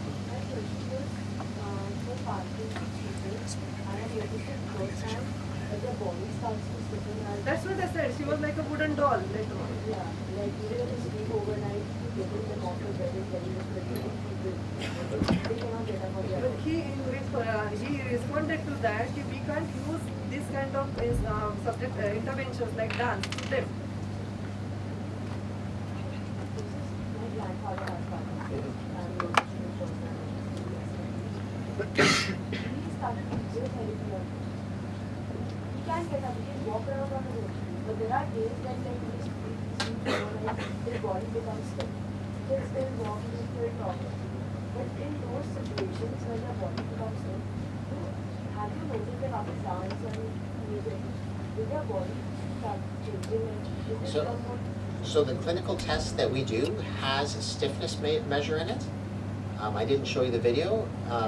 So their stiffness measure got good or better after the 1 hour of dance. But that doesn't mean overnight they're not going to get worse, right? And we only did this once a week, and we might have measured them once every 4 or 5 or 8 months. So we don't have a good measure of that, because it's only over that 1 hour and a half. Not, like, one thing I'm always curious about is if a person feels better after and the clinical test is better, so that they actually get better, when does it start to get worse again? Is it after the next piece of medicine they take an hour, like 4 hours later? Or is it when they go home after they eat?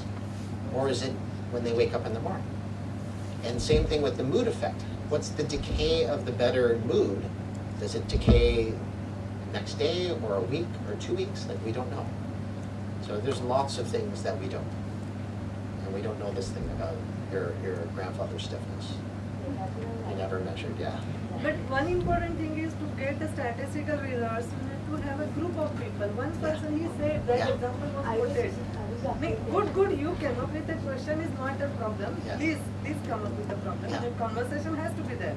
And then you will find some 10 more people around you like that. You will keep thinking, no, I want to measure this also. So that's very good. But then just make it a note. Statistics requires more people to get them. Yes, somebody else here? Yes. I wanted to ask why the questionnaire and the EEG is conducted pre and post test. I understand that the questionnaires cannot be used during the test because it will not be very smart to give questions to people out there to track. Yeah. But then the EEGs, they can put on the graphs and do simple activities like No. No, we chose to do resting state. So resting state, the person's sitting, right? Like with my microphone, I have to not move much, right? And if I bite my teeth, it causes an artifact. So the person has to be relaxed and sits there, and you guys will see the artifacts you get. And then the person either has their eyes open or closed for 3 minutes. And that removes artifacts of muscles on the EEG activity. If you put it on and you move, then you get artifacts of the muscles. You're not measuring neural activity, you're measuring muscle activity, and you have no data because it's garbage. You can do the same to music easy. Yeah, as long as they're sitting down in a chair and either fixating or close their eyes and listen to music, that's easy. We chose not to do that because we want to compare to the rest of the data in the world, right? Because lots of people do resting state data. You could grab this data from the world if they publish the paper. And the same thing with ours. Once we publish this data, we'll push the data up to the world. Yeah. Not so much a larger group. Your study is different. If you're interested in looking at the effects of music and EEG, there's lots of papers on that in the world. We chose not to do that. chose to make it super easy so that we can compare resting state before and after. Because we wanted to look at, the first question was whether dance is going to help people slow their disease. And if it slows the disease, what's happening in the brain? And if we had music going into the brain, then it's an extra variable that we have to control for. And then there's too many things. What music do you pick? Right? Like, and then what about habituation to the music? Because every time you play music, the people are learning it. Right? So there's too many extra variables. So we chose, that was a choice we made in 2012, 13 when we started this, that we're choosing resting state. Yeah. We could have did a task, and some of the MRI stuff I'll show you, we did do a task. But this one we chose resting state. I Some don't know of how the to get rid of this questions will mic. be get clear once we see the Yeah. instrument and use it, then you will get more idea. Yeah. Exactly what it is happening, and for that, who will be the right people, subjects. So those questions could be different, and we will get to know more about it in the next session. Yes, more questions on that? I think, Sir. yeah. Yeah, it's a great equipment which can be used for, as all my friends are saying, for the piano theory or the yoga. And as ma'am said, we need to use it to get the statistics and prove the data. Great piece of equipment. But I wanted to ask you, how did you find that equipment? As you said, you were first doing the MRI thing. So how did you get to that equipment being your final tool? Dumb luck. I had a student, Paula, who's not cited here, but she's in the list of them. She was a PhD student, and at York University, a PhD student has to pick another lab to work in to learn something else, to give them breadth.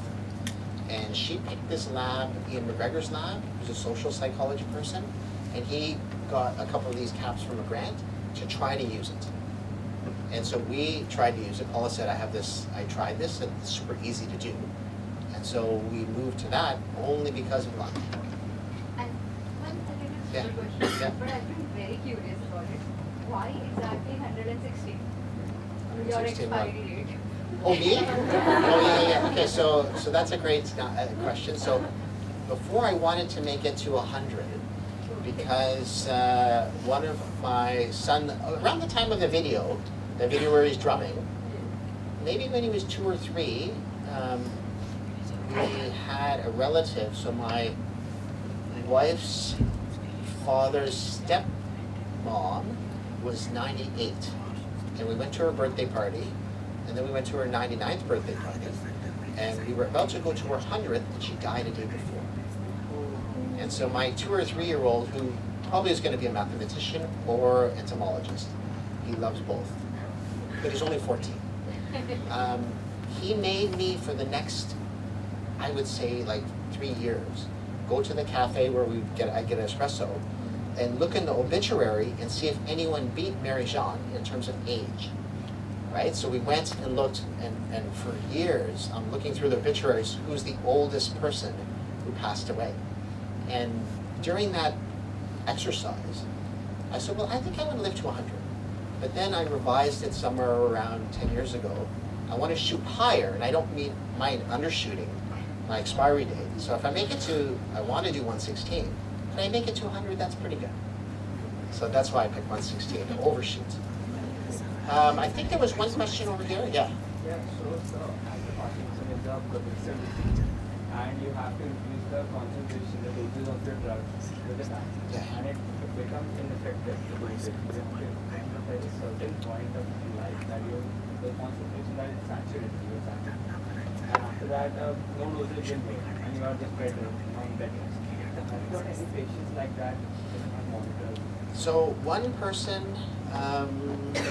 yeah, we measured one person when we started the MRI study in 2013, who was at a level of medication for their L-DOPA and other things they take that causes them to move when they don't want to move.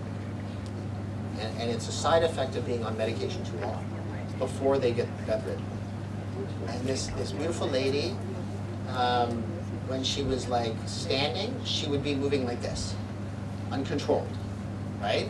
If she started to move, that would go away. But the dystonia and this movement that happened is an effect from being on the medication for, it's involuntary, yeah. And it was there because I can't remember how many years she's been on the medication, but it was something over 10, right? And this is what happened. So I have one figure I'll show you that's related to that. Oh, maybe I'll go back there, unfortunately, and scroll through quickly, and then we'll be done. That helps this question, and I'm still shocked about this data. Yeah, here. Oh, I didn't even show you the cool videos. Here, yeah, this one. So I showed you this first big graph earlier, and the yellow line shows that there's no progression. So the slope is, almost zero. And the dollar signs signify how much medication they're taking. So the cost of meds, right? So in our group of people, they filled out questionnaires about what meds they're taking every time we measured them, right? So from the start, their meds are at some level, and at the end here, their meds are at the same level. So their disease didn't progress, and their medication dosage didn't go up, which is super cool. So mechanistically, the dance and their intervention of being moving, music, social, all these things, exercise, somehow help their network not ask for more medication. So our control group, which is in that small one, is a group, so we didn't do a randomized control design.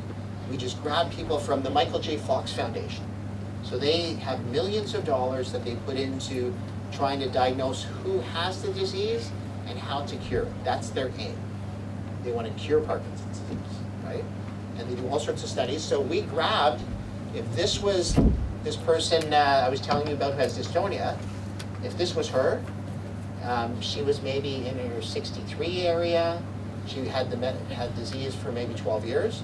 We'd go into the Michael J. Fox Foundation, which has over 1,000 patients, match her for disease, age, and sex, and then see what her graph was. And so the graph there, that orange line, is showing progression of the disease continuing because we made sure no one was exercising and dancing. And the $3 signs means that their medication dosage went up. And is significantly higher than what ours was. Right? So this is what you're asking about, but we don't know why their brain is not asking for more medication. This is what we wanted to find out, but we don't have the answer. We can't. We have no tool to measure their chemicals. I think these kind of questions It's will great. be clear when we put up the cap and see what it is. Yeah, what you So can come measure. to know what it is measured. Yeah. There is a way of modeling anything, like chemical activities to be modeled in terms of some quantities. So that may be the key thing, we do not know, but Yeah, let's see you can what do it is. models. I think all of you are hungry. Yeah. At least sir is hungry. If you not, I'm not that hungry, No, but but you say you are hungry. I'm hungry. I'm very hungry. I'm very hungry. So, Mohit sir, shall we break for a moment? Yes. You please announce whatever is your protocol. Okay. Yeah, Asbeka sir is there. I didn't Can I turn off the mic? Yes. So I can move, yeah? And thank you so much. We all had an No, it's great. excitement in all this tour. That you are going to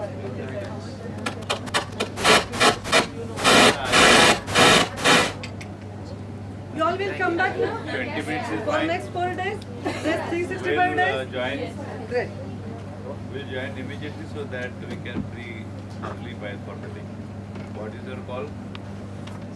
We'll join back after 20 minutes. Everyone? Absolute no problem? Okay, so we'll be meeting over here after 20 minutes. That is 12:30. Thank you. Okay? See you all at 12:30. Very much, guys, for coming.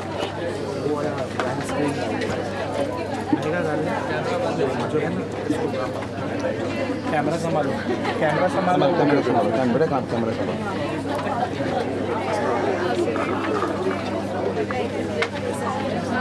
जो तुम मानो को बुला के Sir, you have not added me in that.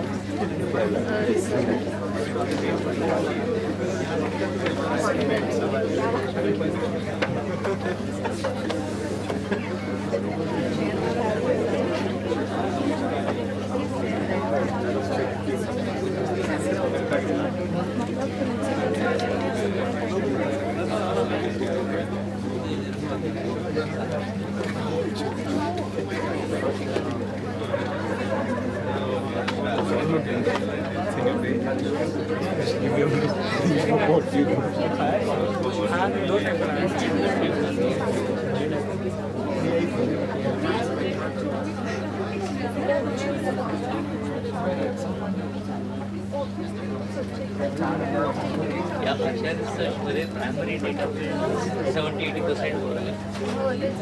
तुला कमीत कमी 50 patients मिळाले पाहिजे पार्किन्सन आणि नॉन पार्किन्सन त्यांचा डेटा कसा गोळा करायचा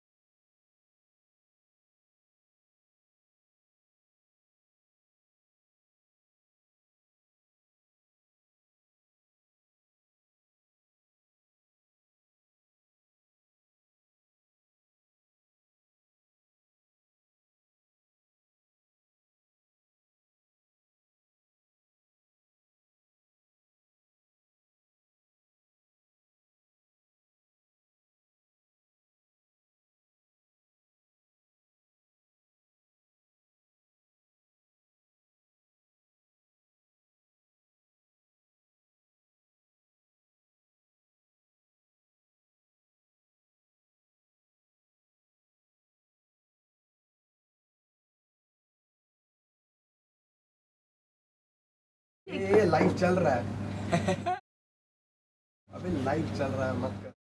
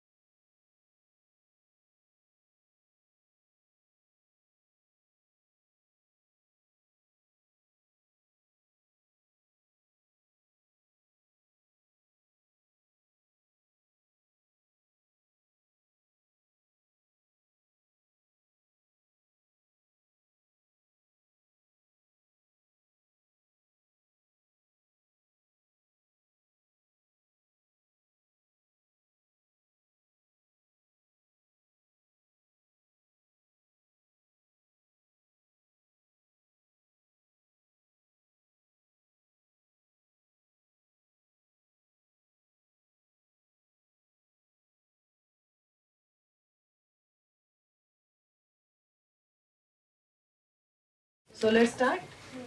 Let's start and finish. Okay, sir, let me know how I can assist you. Okay, so what do you guys want? Hands-on, we are curious to see your cap, how to use it. Okay. So there was a cap I passed around earlier. I don't know where it is. Came back? Okay. Came back. Okay.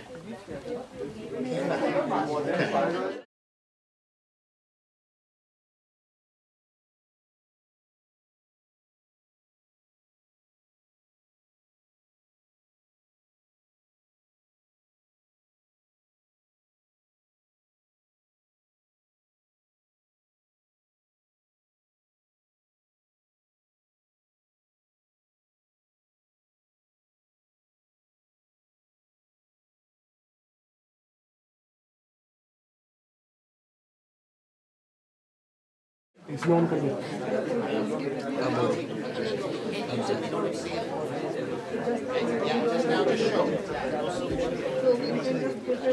किसको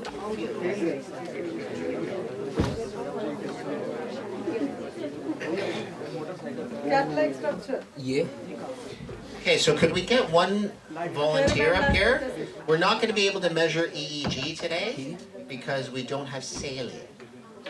So if somebody has a bottle of saline in their purse or bag for their contact lenses or whatever, that would be great.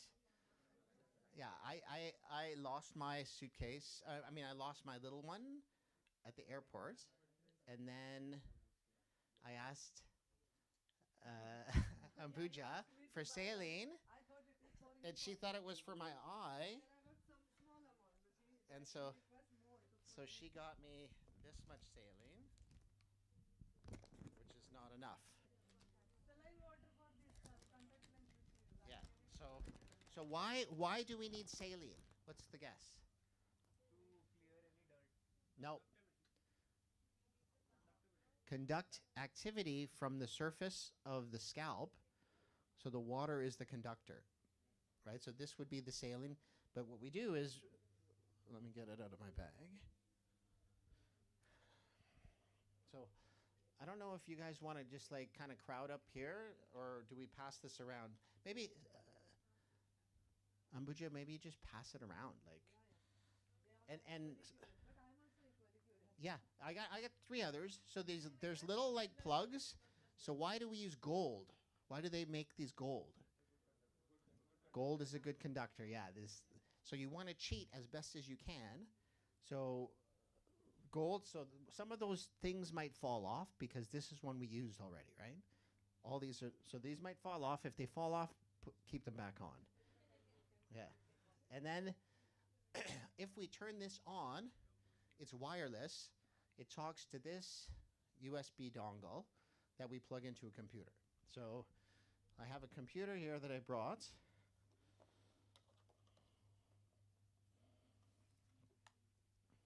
Right, that you guys will all use and learn.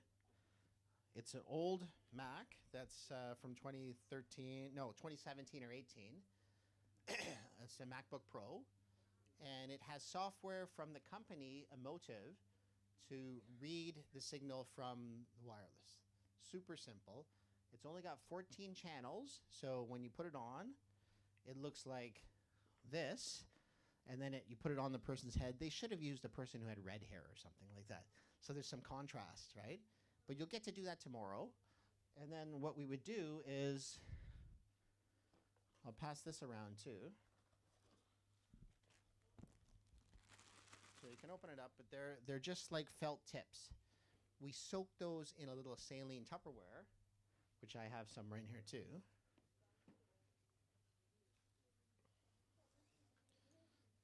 There's 3 of these caps.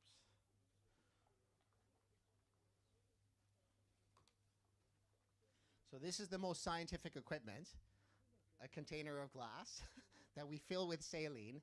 Soak these things. You squeeze each one into the little like slot, and then you put it on the person's head. And sometimes as you're doing it, this falls out. You have to put it back in. You will see. It's not easy. It's not fun. It's just part of the work. And then the cool thing we have to do over the next like day or two is we have to then learn how to read the data into some code. So right now I use MATLAB. I don't know if anyone else has MATLAB. Did you guys get MATLAB here? MATLAB. That's all we use. We use this thing Field Trip and MATLAB. But we can. Yeah, exactly. Yeah.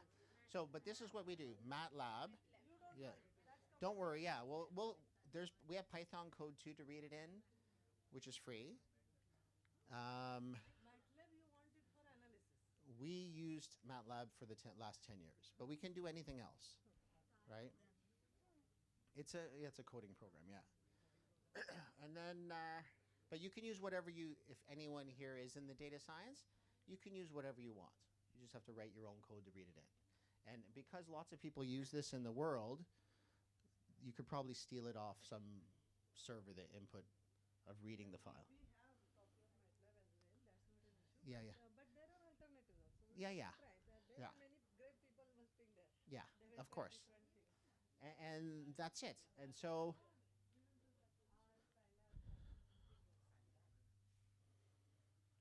and then if you, Which kind of analysis he has done and then how to do it. yeah, so the only other thing is if there's someone wants to design an experiment related to music. So there was someone here who was sitting here earlier who said, what if I use music? So then you have to now design a little bit of code to present music while this cap is in. So you would start your program, you would start the EEG cap, make sure all the sensors are working, and then start your reading, and then display whatever stimulus you want to do to the person. So we've only done eyes open and eyes closed for 3 minutes. That's the standard resting state. Some groups in the world only do eyes closed because when the eyes are closed, the alpha rhythm is the highest, and so they get the strongest signal from the brain. So you cheat, right? So you can do that. There's no problem with that. The only difference that we've seen in our data is as a person ages, the difference between the alpha rhythm when the eyes are open compared to closed shrinks over time. And so in our Parkinson's people, some of the people who have an alpha rhythm that's high, when they have the disease, it's low to begin with. And then they dance, and that difference goes up. So having the difference between eyes open and eyes closed could be a biomarker in the future to see who has neurodegeneration. Because say we put it on me now, I'm 55, I play squash, I'm pretty healthy, I have no medication, no diseases. But if my difference between alpha rhythm eyes open and eyes closed is very low, then maybe it's a hint that something's happening in my brain. So I think any study we do over the next rest of your life, I think it's nice to keep that contrast of eyes open, eyes closed. Because it takes 5 or 6 minutes to put it on. Maybe for someone brand new, to get everything to work, it might take 10 minutes, right? But then the difference between the 3 minutes and collecting 3 minutes of data and 6 minutes of data is trivial. So you might as well do it, because it might make something different. And we have a hint that it might be different. So let's do it. So, and so one thing we should keep in mind, if we're going to do an exercise study or a yoga study, you have to think about how long you want to do your study. So when we went for lunch downstairs, we saw a group of people, aerobics, but I think they were doing like a Bollywood sync. They were doing like a Bollywood, I think, choreography downstairs. I don't know if anyone saw that. Right? So if you want to do something related to dance, you want to be able to push their person's brains, right? You want to do the hardest choreography ever you could design so that they have to learn it, right? And then over so many weeks. So if you want to do a pre-post, that's fine.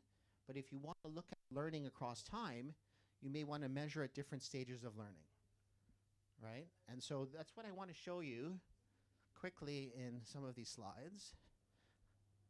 Because this is the thought process we did in my group over the years. So it's only like 5 slides or so.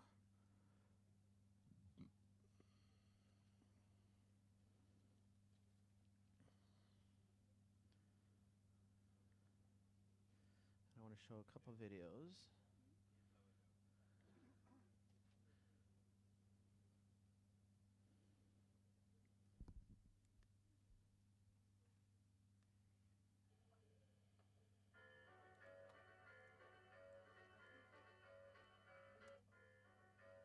Yeah, two of them here open. I only need one.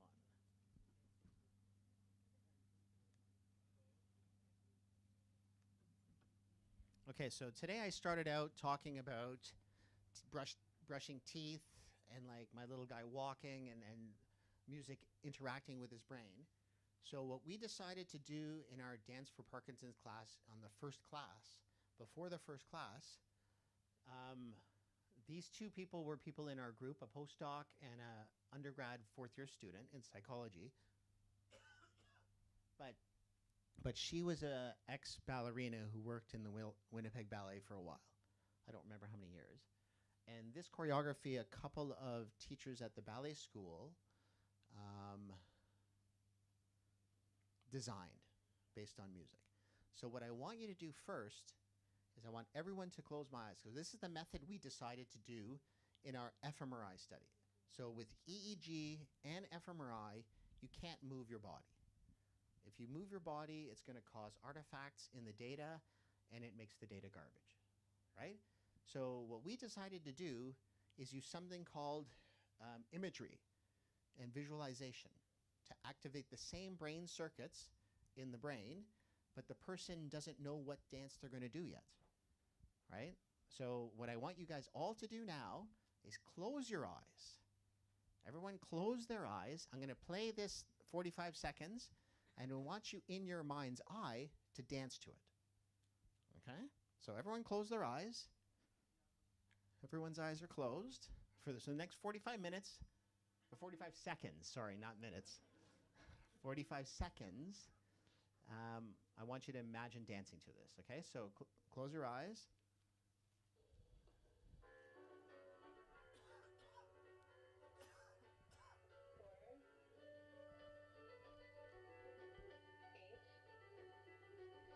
Close your eyes, sirs. Close your eyes, you're cheating.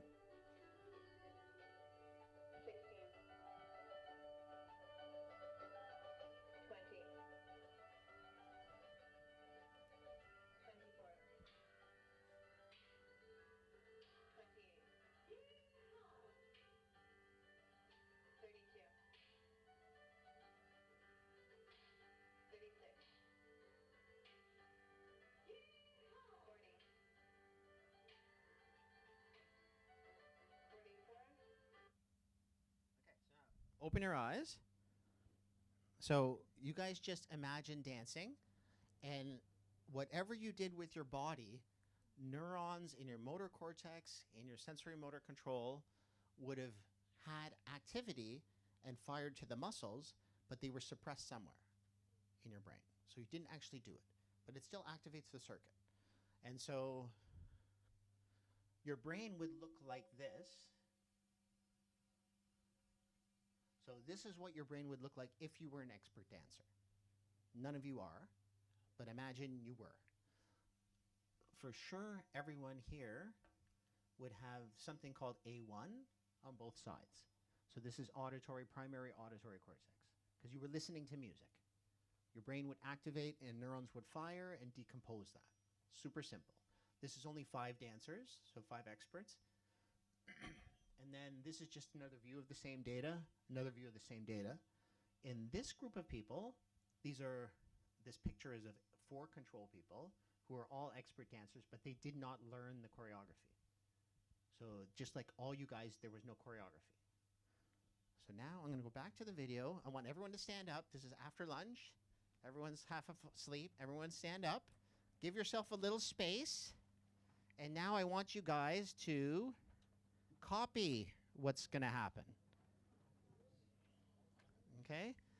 Give yourself a little space, because you're going to have to move your arms. Okay, you ready? So open your eyes, look at the front screen, and actually dance this, okay?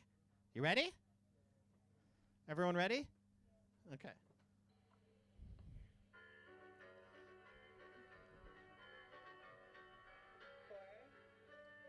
So you walk forward like if you're in a Western saloon.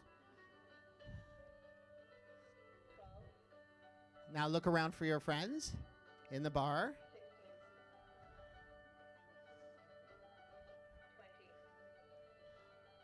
Now look around. Okay, now you're going to shoot, but don't hit any of your friends.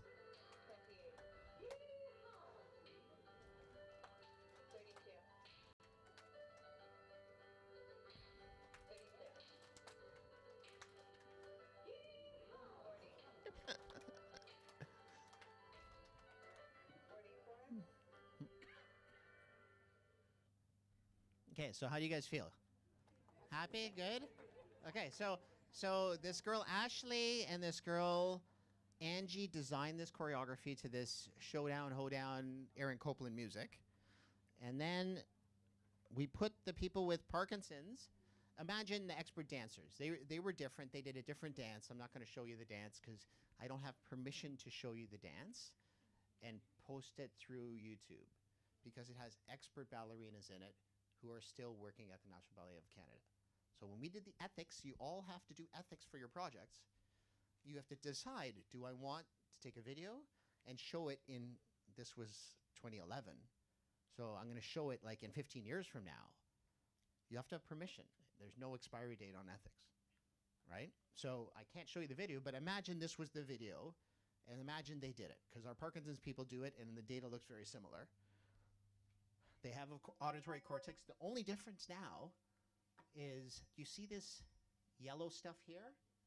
So if I scanned you guys now and you did the dance once, it's going to activate that. You'll make a lot of mistakes because you only practice once. But if you practice more and more and more, you're going to get better and better and better, and the neurons connect from motor system to the auditory. That's the only cool thing that we published this paper a few years ago. And then what's cool in the controls, when we scan them, they don't get any red activity here, right? Because when you guys did it the first time, and you're in your mind's eye, there's no link to motor system yet because you were improvising it on the fly. You didn't do it in a specific pattern. Now the coolest thing is what I'm going to show you next.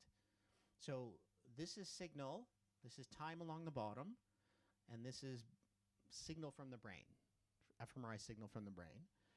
And the 0 is the end of the music, right? So imagine at the end of the music and you go 60 seconds into the past, this is the signal from this area of the brain, the colored part, okay? Now this is before the people learn the dance. So this is the signal from this motor area. And that's an average of that. That's the signal once you learned it a little bit, but you didn't learn it yet, right? So that's like what you did just now. If I scan your brain the second time, this is what it would look like. It's not much difference across the 60 seconds if you look, but there's a hint something's happening. Now, what do you think happens 7 weeks if you performed it on stage 16 times? What do you think is going to happen to your brain? The signal is now super linked to the sound because now you know I'm going to move this, I'm going to move this, I'm going to walk forward, I'm going to shoot. And you might have done it like 100 times by then. So there's a strong link, the signal goes up, right? So that's the signal 7 weeks when these expert dancers practiced it and performed it on stage 16 times, right? So your brain would do the same thing. Our Parkinson's people did the same thing. And then this is what happens when they perform it 32 times at 8 months. So we think this neural signal of it going up and then down with fMRI is just like you learning to brush your teeth, and now they don't have to think about it as much in their brain. So this is their cortex. It gets consolidated somewhere in the deeper brain, where it's now a motor chunk. The music comes on, they imagine their dance, they do it, and they don't have to think much about it because they did it so many times. Just like you riding a bike or driving your stick shift car, right? You know it. You don't have to think about, oh, I'm going the second gear, I'm going the third gear. You don't think about it anymore. It's sync. What did you say? It's muscle memory. It's like a habit. It's a motor habit that is now cued by the sensory environment. So this is one design of a study we tried back in 2011, 12, 13, and then we did it in Parkinson's people 2013, 14. And the pattern looks similar for our Parkinson's people. I just don't want to show you many slides today because there's no reason to. And so this is one model of how to do an experiment, right? It's super complex. It cost probably, over the 3 years, it probably cost like around $80,000 Canadian to just do the scanning, right? And it's not feasible to do, right? Like you guys don't have 80,000 US sitting in your budget, right? So you have to think of something creative to do, like we were talking about earlier. And now you touch the EEG, right? And now you've seen a little bit of the equipment. All this equipment I'm just gonna leave somewhere in someone's lab or something, because I don't want to take it back with me to the hotel in case it disappears. And I'm essentially, I think I'm done telling you about slides and experiments. Yeah, the rest is just like more data. There's one thing I'd like to show you, the EEG patterns you will get, because that's fMRI patterns. And I think we did a lot today already.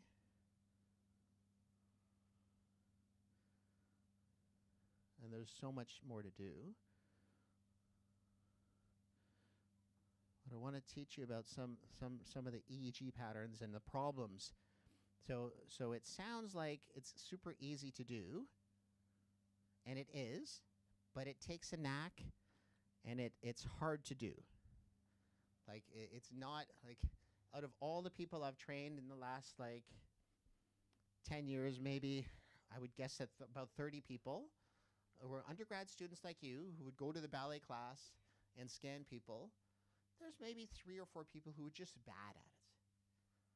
They'd do it, they'd put the cap on wrong way, they would like put it to the side a little bit, they wouldn't measure from here to here properly, and you're supposed to put 2 of the sensors here, a third of the way up, so then it's standardized across people. So then you can say, well, when I measure your brain the second time, it's going to be similar to your brain before. But if you put it here the first time, and then you flip it the second time, it's going to be different for sure, but it's an artifact because you put it on wrong. So one student I know did it improperly, and so we had to throw out her data, right? So we don't want to have this happen, because it'll be a waste of your effort. And I was a fool, assuming everyone was good at it, until I was a subject for her, and I sat down, and she put it on me, and I'm like, it doesn't feel right. I think it's wrong. And she's like, no, this is the way I've been doing it. I'm like, no, please don't say that. And then I had her take a picture of the side of my head. And so at that point, at least we have a picture every time. But that day, I had this terrible realization, but I was distracted as a scientist. And I was distracted because of my kids, because I had my kid there. And I gave my kid to someone else to do the 6 minutes of EEG, right? And so in your life, you have to weigh pros and cons. I threw away some data over the year, 2013-ish, because I was dumb bringing my baby to work. But I really shouldn't even have been at work, because theoretically when you're on leave, you're supposed to not be at work. But I didn't want to not go to work. So it was a bad choice.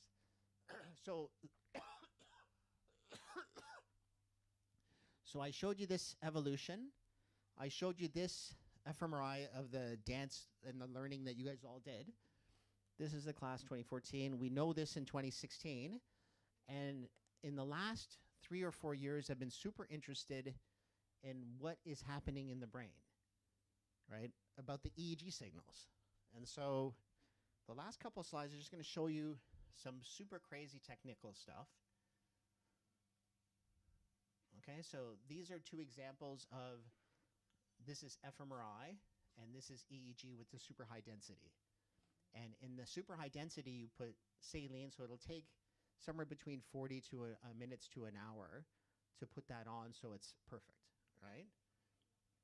And these projects I've been doing in a group in Berlin in 2019-20 until COVID came.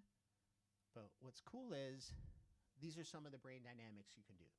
So you can compute where theoretically the signal comes from high density.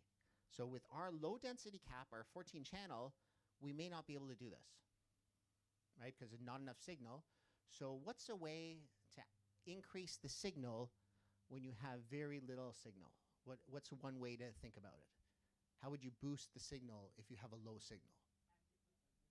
Amplify. So amplify. So how, with this little cap that we're sending around, how do we amplify the signal when we can't turn it up? We can't turn it up higher. We can collect more of it. We can use high conductive measures, yeah. We could try to figure that out. I don't know what's more conductive than saline and gold, maybe something else. Collect more of the data, so instead of 6 minutes, you collect like 20 minutes. We can try to increase the signal output of the brain, but then you're not resting anymore, you're doing something physical. So then you have a cost and benefit because you collect more data, but some of it you might have to throw out because there's artifact. But these are all great ideas you need to keep in your head when you're about to embark on this study. And these are some of the foolish things I did in my life that I'm trying to teach you. So this is super cool. Okay, so now this is a setup in Berlin to try to address this guy, Klaus Grauman in TU Berlin has this great lab he set up maybe 15 years ago now. And that's a picture of the lab with my phone through the camera. And this, it's 124 channels of data, 128 channels, a couple references. And each line is one data set, right? And this took an hour to put on. So you're not going to get this kind of quality. But you can see here, when the person moves, you get artifacts. It's way stronger than the normal signal. And that's easy to write algorithms to take out, because it's super simple. You know it's an artifact. And so you guys can do that. I already have code to do this from Klaus's lab. Right? Yeah, and in some cases we were talking about psychological concepts. How do we know if a person's happy or sad, or what their confidence is in terms of what they think they're doing? We can do that with getting measures from other people.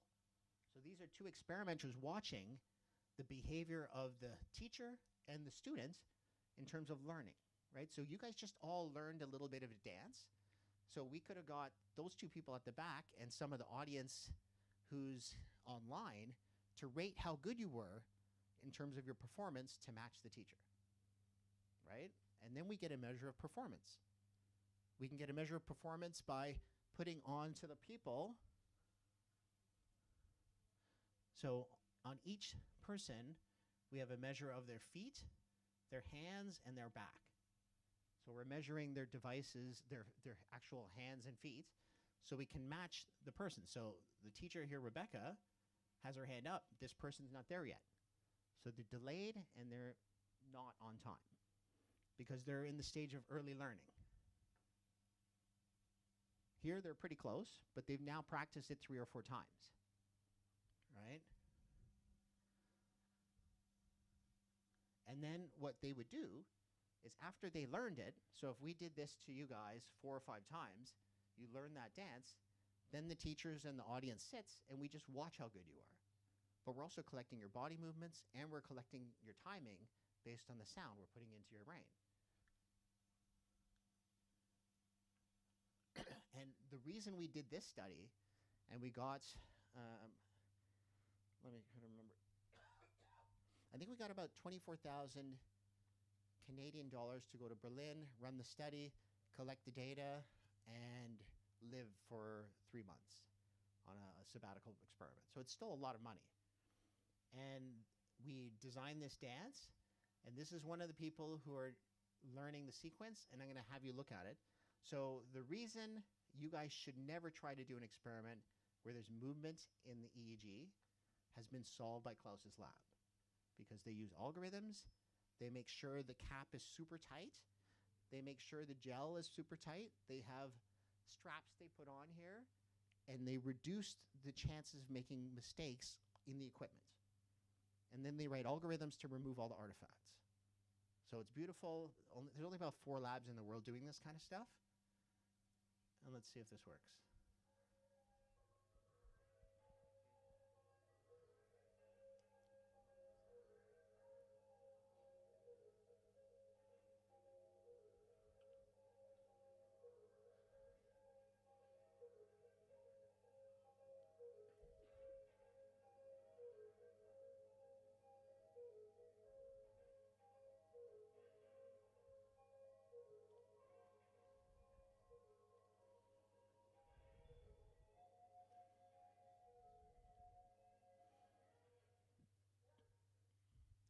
So I'll tell you why we did this. So we see, you guys saw a little bit of the Parkinson's dance stuff.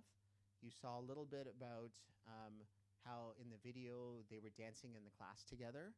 And so some of the benefits we think that's happening in the dance for Parkinson's that's making their disease slow down, it could be that it's music. But what else could it be? It could be the movement. What else could it be? What's that? Planning and learning. Yeah, it could be that. What else could it be? What's that? Yeah, interaction with other people or new people. What else? Could be emotion. It could be the familiarity of the music. It could be that the pianist they liked. Just seeing the pianist could be it. When they would come in the room, sometimes I had my baby. And they know they're going to get to hold the baby at like after coffee time. Right? So like, oh, I get to hold a baby again. Like, that's going to make me happy. All these things could happen. So in this study, we designed it. We removed the music, familiarity. So the weird music that you heard, Rebecca's husband created. And never put it on the web. So we removed that it was familiarity in music. We had the people who were the subjects rate the music before, whether they liked it or not. So we now know they don't like the music. So it can't be related to the music. We removed every other dancer, right? So there's no other social environment. No one knew Rebecca before. So there's no familiarity with the teacher. So we removed all those things, and now we're left with music and movement. It's not like, and we see similar effects that I'll show you later, not today. But so these are the thought experiments that you go through when you're trying to design an experiment to try to control for variables that you have in the experiment, but you take away because you control it. Does that make sense? Yeah. So yeah, I'm done showing you any slides. We can remove the slides now, and we'll just like continue taking questions. Have everyone seen the EEG? What's that? Oh, we have some. Okay, yeah. We got it. We got some. Okay, so I'm going to put this down. Maybe we can try to do one. Need some bowl or something to put it. I put it in this. Oh, we can get a bowl, not a problem. No, this is good. This is good. Enough? Yeah, we just dump this in there. Okay, so we have one cap there. So what I would do,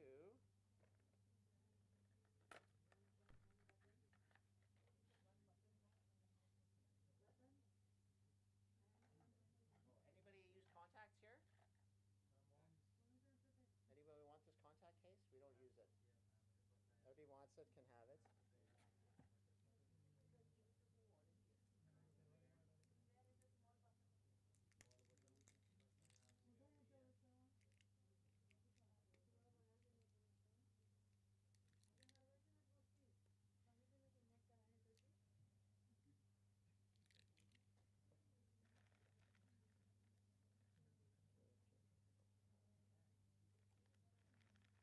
Those could be reused. So we never reuse them. I have like hundreds and thousands, but we can buy more. They're super cheap.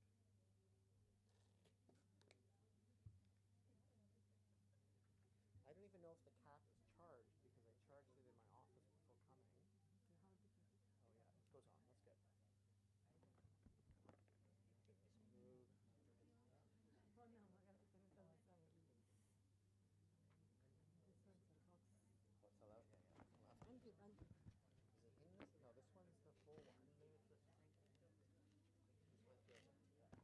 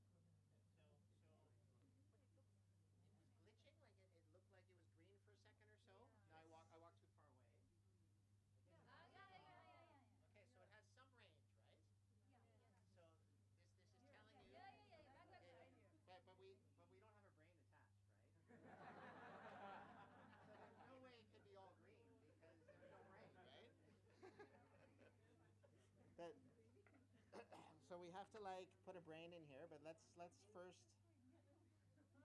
But that's how it would be. Like you would put this on someone's head. All the sensors are on. Turn it on. So I guess I should turn it off because I didn't charge it last night. I charged this in my office, but last week, right? Like before I got on the plane on Monday. So I picked it up, I think, on Sunday, and I had it charging for almost a week because I was sick last week. Today we will charge it. We'll charge it tonight. And then what we'll do is, maybe the first thing we do is we get the volunteer, whoever it was. Yeah, someone already said yes. It was you earlier? Ideally, someone with less hair, right? Yeah, maybe Mr. Or Doctor over there, but not now. We'll do it tomorrow. Not now, right? Because we have to. So this is something. This is something you have to do, right? You have to make sure your equipment's all ready. I didn't do this last night, right? What's that? Oh yeah. Yeah, so I didn't check the equipment last night. Only this morning at like 6:30 I emailed Ambuja and said I don't have saline because I wasn't prepared, right? So you have to prepare, have a list, you have to make a list of all your equipment, and then you have to soak this in saline for a while, right? So probably tomorrow it'll be super soaked, right? So these are those little felt tips we passed around, and we put saline. We tried to make our own saline in the lab because we wanted to save money on those things, and no one got the formula right. So it didn't conduct the electricity well. So we just wasted time. So we ended up just kept buying it all the time, right? So we'll put this in here, and we'll put it in the bag for later. And then the only fancy thing you'll see is maybe this will have some green things and then maybe one or two red ones or yellow, and you're going to try to do your best to make them all green, right? And that means you're getting a good conduction across the 14 channels. And then we'd have the person keep their eyes open for 3 minutes with a timer. Ideally, you'd want to write a bit of code on the same computer, like my Mac back there, in something where you can time 3 minutes, and then something that says maybe close your eyes subject, and then another 3 minutes, and that's it. And then you take the cap off and you do the next person. So if you were doing a study related to, say, like the exercise program you said that people are involved in, 1,000 people, maybe you get them to come, or you go to their house and you measure them before and then an hour and a half later after their exercise, right? You get them to consent, you get them to fill out some questionnaires before and after, and then you get your data. And you don't have to do anything because they're already doing their exercise intervention. And if you don't plan like I did today, then you go to that person's house, and the class starts at whatever, 6:30 in the morning or 5 in the morning. So if you go at 4:30 and you don't have things prepared and you're not super efficient, then you miss the data collection of the pre. So essentially you wasted your time going to someone's house, right? So I wasted all your time, so I owe you guys all an hour because I couldn't show you the cool data that you can collect. But at least I showed you a little bit about slides and stuff. And there will be problems, always. Yeah. No, it's simple. You said that I want people with less hair. That means, is there any issue with the curly hair, dense hair? We all are like that only. So this is not a huge issue. Only once in a yoga study where I couldn't get the 14 sensors was a person who had super thick hair and they had braids. So super close braids, and I couldn't fit it in to get enough things. So but it is showing there. Yeah, on the hair, if it's not showing, like say all of those were red, green would be fine. But if like all of it is red, that means already when you're about to collect the data, the signal strength is low. And we're getting signal strength from the brain that's like less than 1% of amplitude. It's not worth it. You can collect it and make the subject feel nice that they're giving you data, but you got to be nice and agnostic and say, oh, thank you for participating, give them whatever you're going to give them, and then walk away, right? So tomorrow anyway we are going to visit and you guys will see how hard it is for certain people, how easy it is for certain people. Some of you will have good knacks, some of you won't. Some of these things will fall out and you'll have to tape up. So like this one, last time we used it, somebody used tape to hold the thing on, right? So I have electrical tape in my bag here. Oh, I do need scissors. Yeah, for tomorrow. I didn't come with scissors, but I'm not doing a real experiment. We're doing demos, so I've never lost data in my life. I'm pretty good, lucky. But tape to tape it up, and it's hard to, it takes a knack, right? So some of these clips that you screw in don't stay, just because they're, no, you tape the sensor to the thing. Yeah, so this one has tape attached to it, which is from last time, whenever that was, 2011 or, no, 2020 or whatever. And we have to just take the tape off. And that's a little bit of prep time, but it's not that bad. Okay. And it's plastic, right? It's not the best material. It's not going to last forever. We already got use of all these because we got enough data. And like I said, I have, for the Shastri grant we got, I got 3,500 given to me at the start, but there's 1,000 something left, so I'll buy a new cap with that money and send it. So we'll have a brand new one to test, and you guys could learn. Is the brand new one good? And then don't feel bad if one of the sensors break, even on the brand new one. This is the cost of doing research. Just be careful and do your best, and that's all I ask, and I'm sure that's all she asks, and everyone else on the team. So any questions or comments? Yeah. Here. Wait. Is its mechanism is like EEG? So people can hear. My question is, does it work like EEG? Is the mechanism? Yeah.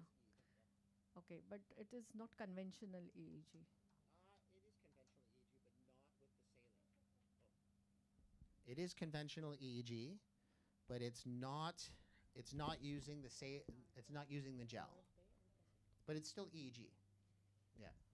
You can do EEG on the surface. You can do EEG with the gel. If you're going for surgery for temporal lobe epilepsy, sometimes they cut the skin and the scalp off, and you can do EEG on the surface of the brain, or you can put electrodes into the brain to look at deep tissue and do EEG that way, but they call it local field potentials. So,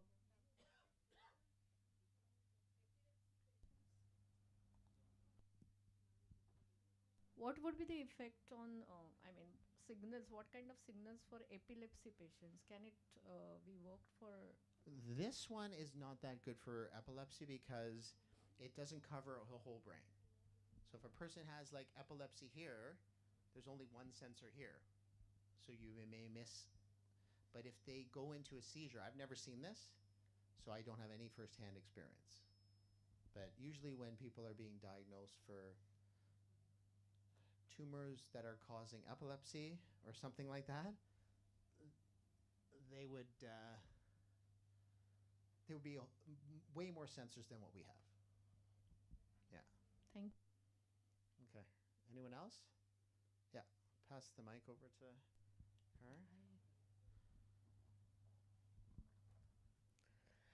Sir, during the test period, you said that the patient with eyes closed and the patient with eyes open showed different results. So what were the brain activity or stimulation that took place, and what were the differences? So the people were just doing the same thing, resting state. So they're just thinking about random thoughts for 3 minutes, not falling asleep, and either keeping their eyes open or closed. That's all. And when their eyes are open, they look at a screen that has a black cross on it. Or no, black screen with a white cross. Like you said, the people with eyes closed showed better performance. So how they did? So when the person Hans Berger who discovered EEG, probably around 1920 or something like that, he had one sensor on the back, and he documented and wrote a paper saying when his eyes are open, there's less signal than when his eyes are closed. and he called that alpha blocking, and nobody knows what that is for. That's still a puzzle open to the world. No one knows what the alpha rhythm does. People think it's related to attentional state or motivation or lots of other things, but nobody understands it. One paper in, I think it was in rabbits, some animal one, where they could record from thalamic cortex to the cortex with electrodes. They showed that the alpha rhythm is probably generated from thalamic to cortical and cortical to back. So people think it's long range sensor like discussion, but it's still a puzzle. It's just an epiphenomenon that you know when you close your eyes, there's an alpha is 10 cycles per second. So you see within that range a higher amplitude when you close your eyes. When you open your eyes, the alpha rhythm gets blocked a bit. And what we noticed in our data is that our Parkinson's people, that difference isn't as strong. We don't know what it's for reason. But after they dance, it gets a little stronger.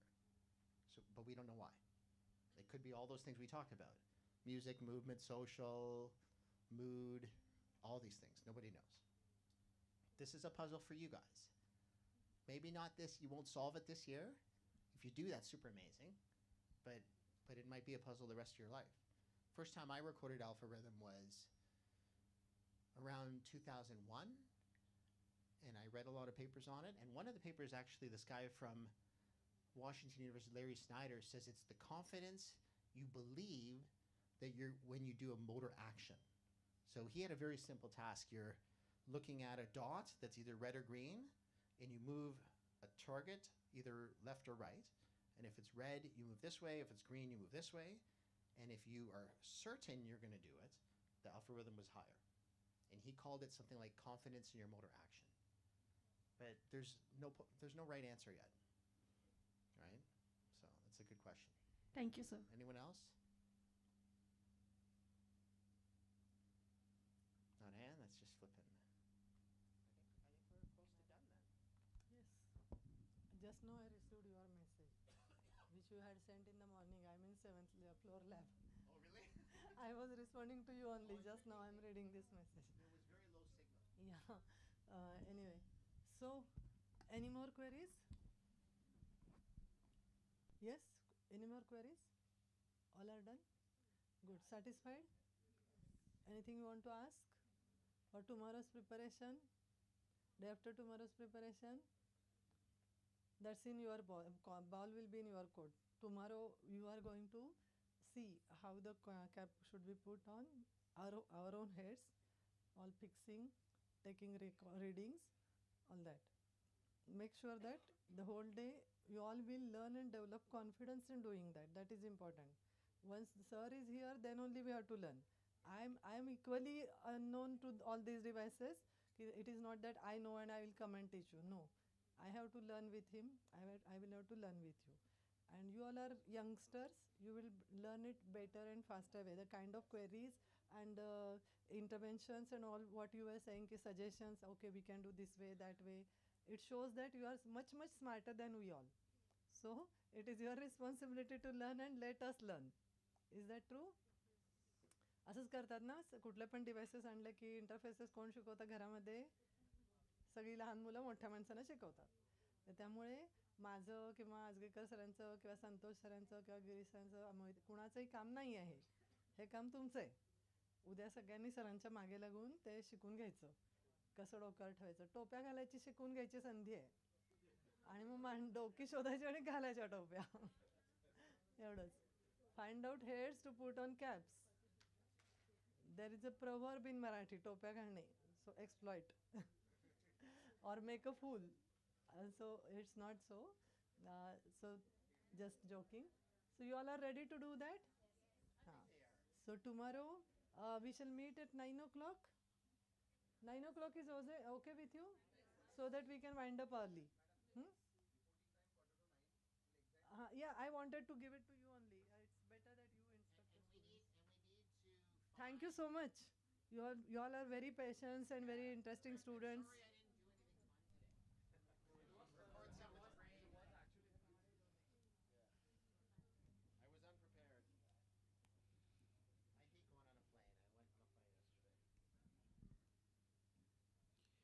Yes. Good afternoon to all.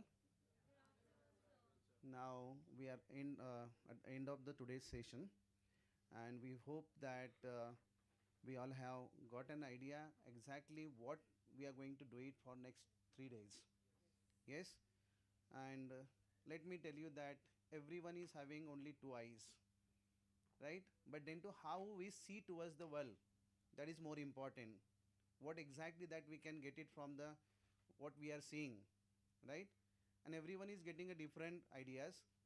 So the concept is here, the we are having some technology that is very important, and how to use that technology for the betterment, how to collect the data, how to do the analysis of data, and how to come up with some conclusion with a different topic by using. So that for that purpose, we all have to work it together for complete of this year. Some what you can say, the research papers, as madam has rightly said it, that maybe I have given some topic, so all of us, as we are dividing in a different group, and we are collecting the data from the different topics, and then we are coming up with some data, doing the analysis and making a different research paper, and that could be published in a very high impact factor journal. And at the age of, maybe I think most of the students are undergraduate students, right? And at the age of undergraduate level, if you are presenting your research paper in a high impact factor journal, that gives a very big weightage, right? And for that purpose, we will have to seriously work it for coming maybe 8 9 months, and we have to come up with a constructive, there is ideas. Okay, thank you sir for giving us a wonderful today's session, and tomorrow morning at 8:45. Huh? Okay, okay. We wait something. 8:45 we will all gather here, because exactly at 9 o'clock we are starting with our session. Okay, so thank you all. Hello students.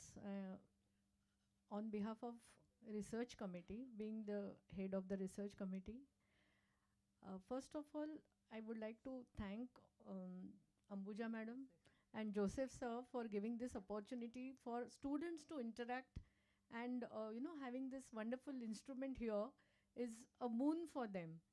Many a times we have to go for international speakers presentations to to attend at different conferences.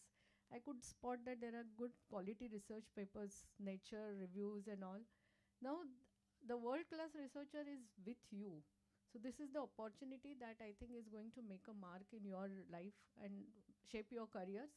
So please take the advantage and do it wholeheartedly. Certain couple of instructions, like as sir has already said that we will start sharp at 9 o'clock. We'll take a break.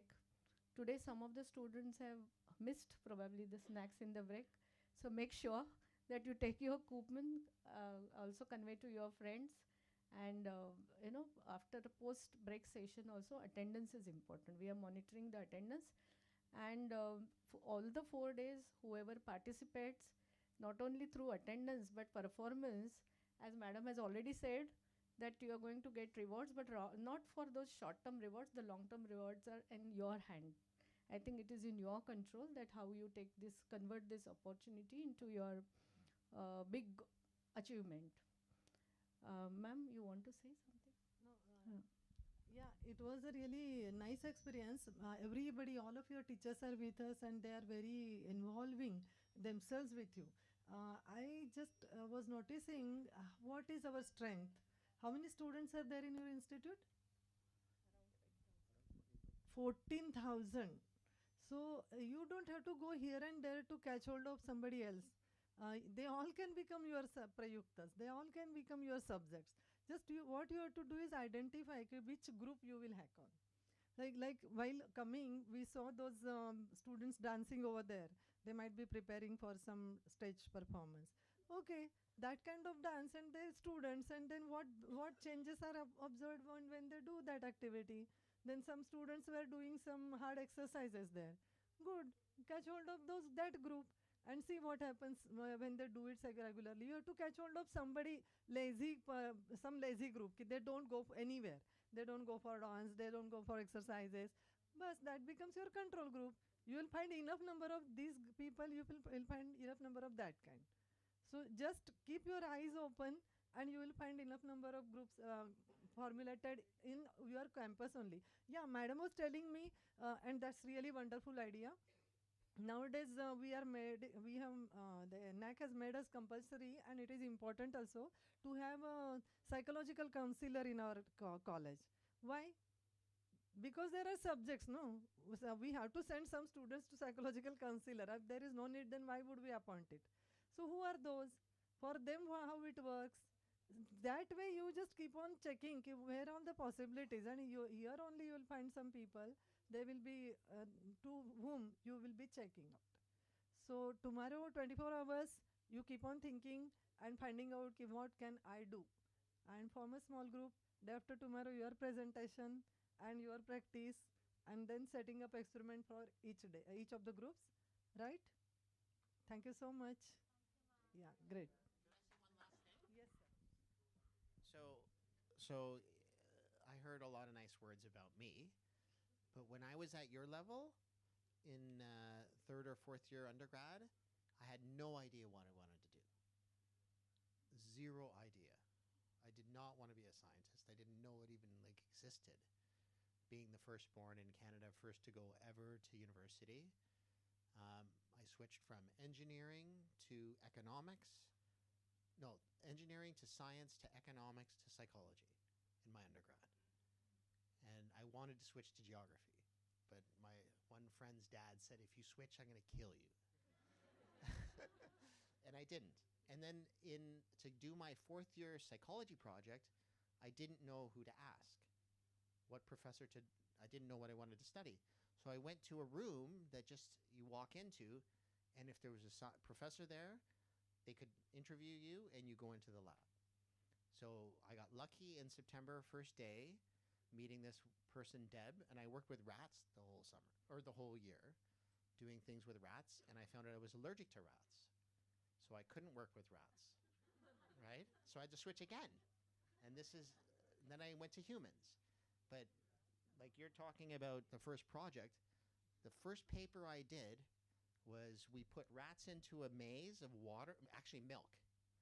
And there's a platform hidden underneath the water level, and the rat has to learn based on the room environments where to find the platform, right? And this is a task that people use to look at spatial working memory in rats. And then we gave medicine to the rats, an NMDA antagonist, and we timed how long it took them to get to the rat maze. Super simple, but I had to spend probably a couple months swimming rats in milk. Imagine how gross that would be, right? And that was my first paper in undergrad, right? It wasn't even my honors thesis. I just did it for extra work. And it's a Journal of Neuroscience Methods paper that helped me get a scholarship, that helped me get a scholarship, that helped me get a scholarship, and a postdoc, and then a faculty job, right? So this story that he was saying, it's totally true for me. I wouldn't be a prof. So I just want to tell you that because it is true. Thank you, sir. Sir, with your permission, can we conclude for the day? Yes, yes, sir.